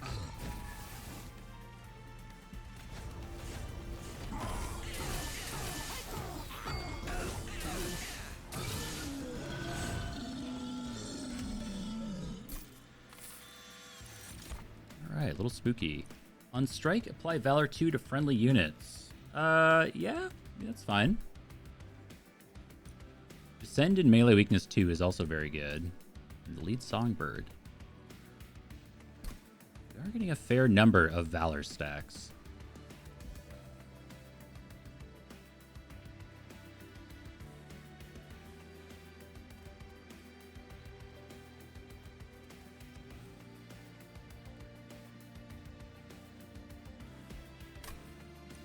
I mean, this is just like, this is solidly okay.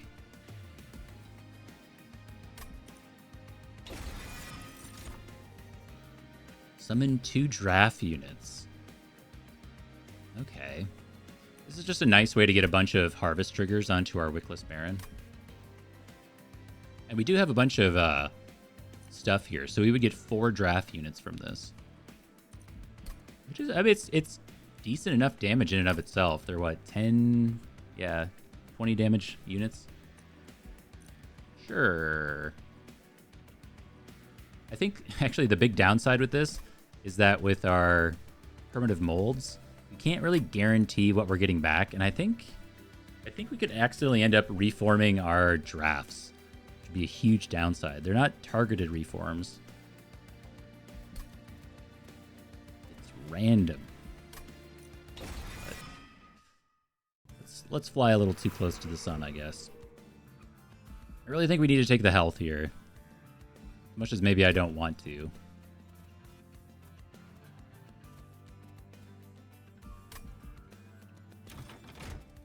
right is so much better here. Money, steel, and an event. All right, we'll get our remove 2. Get rid of an inspire. And honestly, like, we don't need 2 rising rages, I don't think. But it could also just be 2 inspires. They're not that good.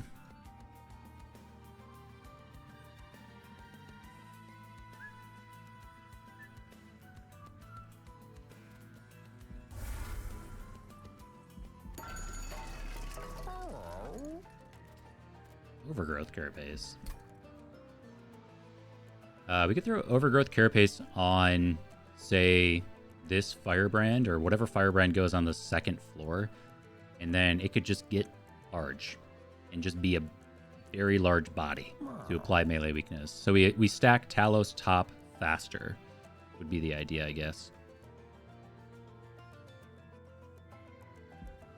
Makes this Avenger quite bad, though. Sure. I think that's an idea. Purpose for Baron. The problem with Carapace on Baron is it's going to take up all of our capacity. So we don't have increased capacity, and on Resolve, this is going to cause the unit to grow. So we wouldn't be able to put down our 2 units on the bottom floor. So the idea here is that we would throw this on a unit that's going to be solo on a floor, and it just becomes that much tankier. Ooh. I don't think we'd make anything deployable.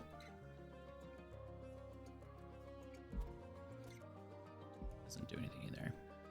Okay.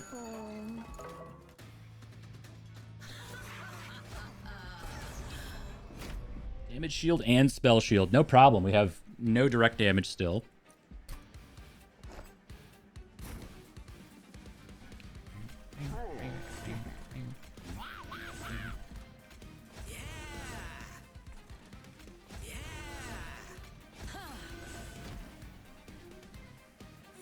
Oh, you thought he had the smidge stone.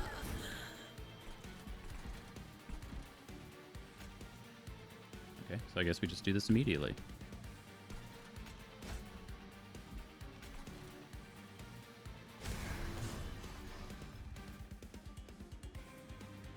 Sure.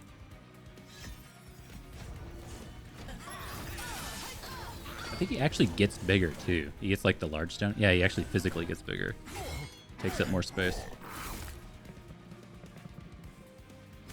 Like I said, it's not all bad. So he'll strike the front enemy unit, and even though he maybe won't be getting any kills because of the damage shield, still gets that like melee weakness on him. So in theory, we can do something about that up here. We can see our draft effect in play immediately. Plus 25. That means we're somehow getting 5 harvest triggers. We know how. I do think this is going to be... It's going to blow up in our face and we're going to reform drafts, but... Whatever, man. It'll be cool right now. It's a tomorrow me problem.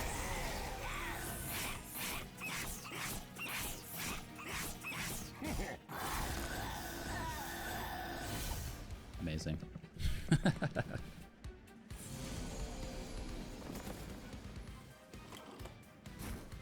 Oh, wait. Can't we... No, I don't think that works, actually. I was going to say, can't we... Hell, Ascend Advance? What's this called? Rising Rage? Rising Rage this guy to the front here? We might be able to do that eventually. We'll see.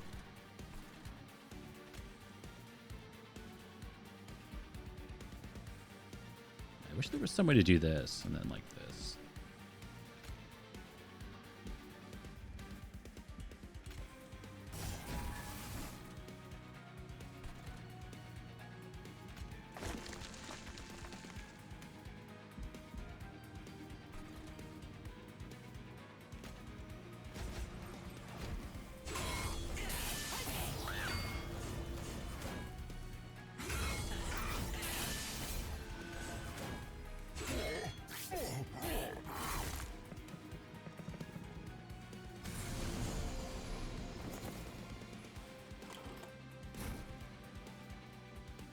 Only one available. Okay, great. Actually, I was wrong about that. Okay.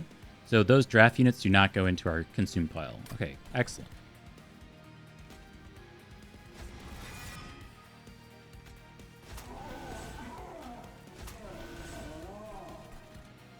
Okay, so you're dying. Really feel like we need to Deadly Plunge right now. So the Deadly Plunge would be nice to get some damage on Kale, but with 2 damage shield, this thing's dying. What, this guy or something? So we'd only ever get a little bit, like 31 damage through to get rid of Deadly Plunge, which probably isn't worth it. If we did it here, actually, that would get rid of this guy and make this floor that much easier, because we only have 3 instances of attack.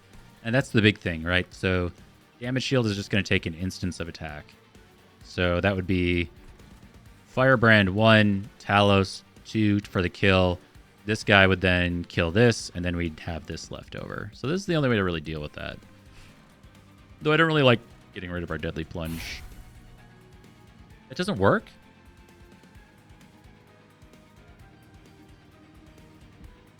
Why doesn't that work? Deal damage to the front enemy unit equal to 3 times this unit's health and armor. Nullify the next source of damage. What am I missing?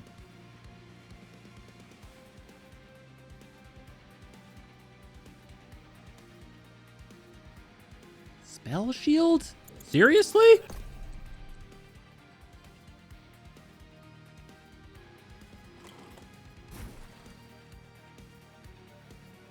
I mean, it makes total sense. It's a spell. It is a little confusing. It says it does damage. I mean, I get it, but... Okay, well, that's not how it played out in my mind. And that's all that matters. Well, that plan now sucks. My mouse? Maybe we'll just keep that guy around then.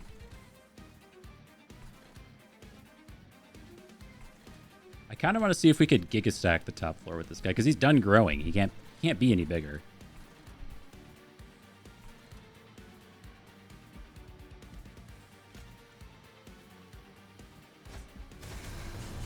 Amazing. So we're doing 41 there, so we could actually do this. Right? Yeah.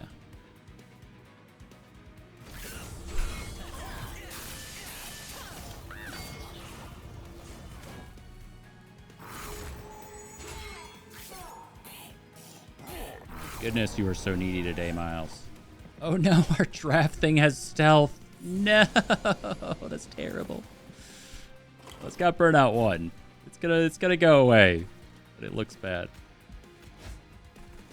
Okay, this guy can go.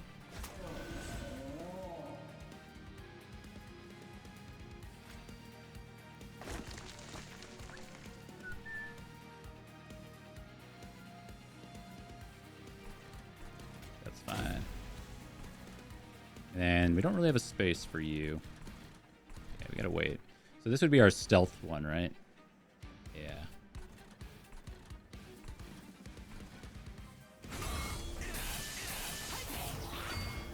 Oh my goodness, Miles.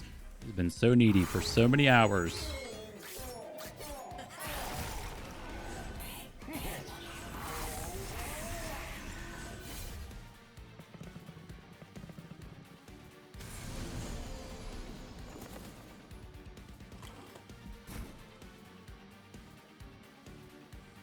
I'm gonna send this. Does that do anything?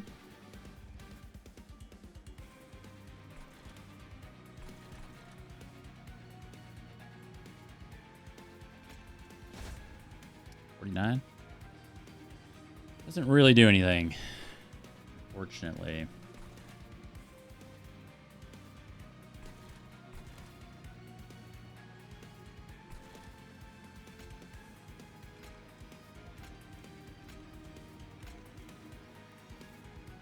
We're going to end up taking 11 on our pyre. That is a lot.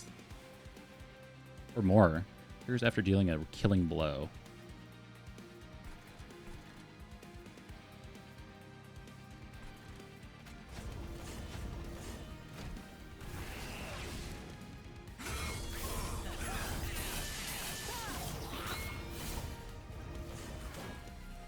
Oh, it's even more because he gets spell shield.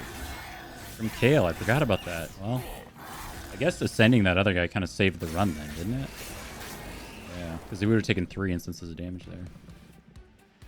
Yikes.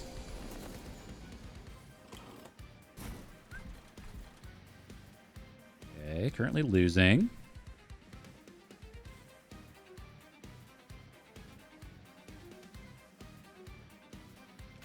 We can advance this guy. That just pushes this guy back, which is maybe worse.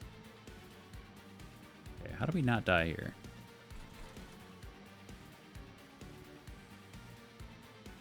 This guy has to go in back. But isn't that impossible?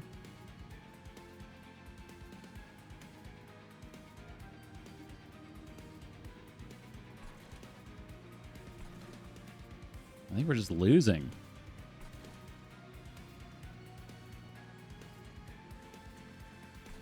Yeah. Flying Talos does nothing. Yeah, that just loses.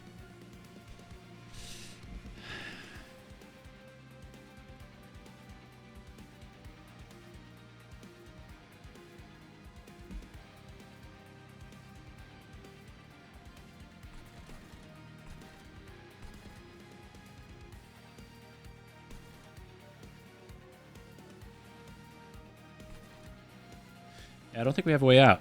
I think that's just it. Because damage isn't the problem. We can't put anything up here. Valor does nothing because damage isn't the problem. Flying Talos does nothing. We can't get this guy in back.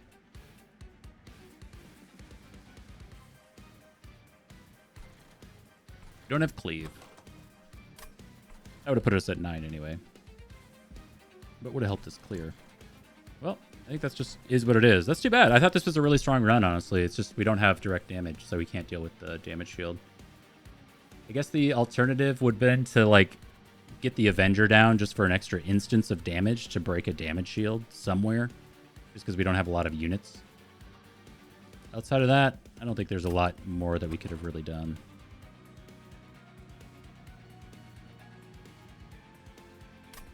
Shoot.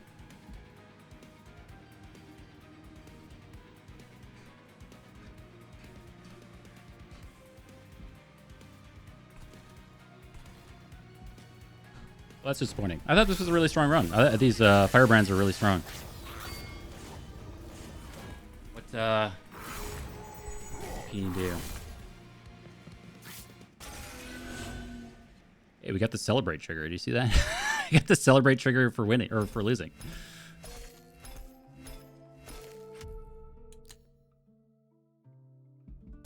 Womp womp. I don't know. That one was weird. I wish their run history screen was a little more palatable. Yeah,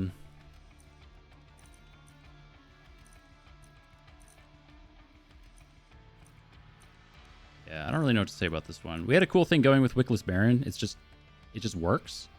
And then a lot of good tomb units. We were down to like 29, I think, 30 cards by the end. So we should have been able to dig through to him before too long.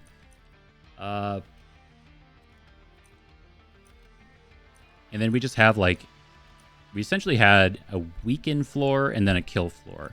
However, maybe it's just that form of Kale just always beat us because we don't have true multi-strike. We have multi-strike or a multiplier on our damage through melee weakness. But it's not multiple instances of damage. It's just a damage multiplier in and of itself. So we couldn't get through the damage shield. I don't know. I mean, it's not worth really thinking about what... There were, like, too many other options there to really deal with this stuff.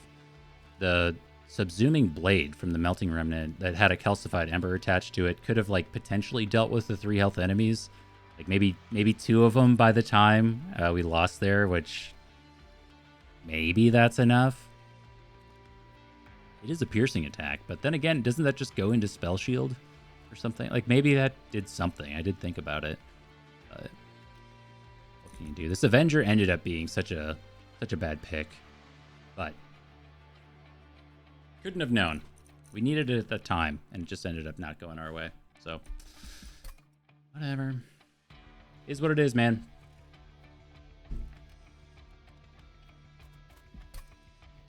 really want to do another one, but I kind of have to get some stuff done around the old apartment today. Decent enough chance that I'd be back later on today to do some more Monster Train. I was hoping to get at least 2 wins in there. I thought that middle one, this one is too bad. I thought this one had a lot of legs. This was a super cool run. We got a win, and then fortunately like a really quick loss, and then another loss in there somewhere. So that's too bad. But just one of those days. Hey, Mouse. Absolutely. This guy's driving me crazy, man. All right. Thank you to everybody who decided they want to come back next time and follow the stream. We'll be back again real soon with some more Monster Train. And very, very many thanks to BMF Dub for the Prime sub this afternoon. Thank you. I'll catch you guys again soon. All right. Bye-bye.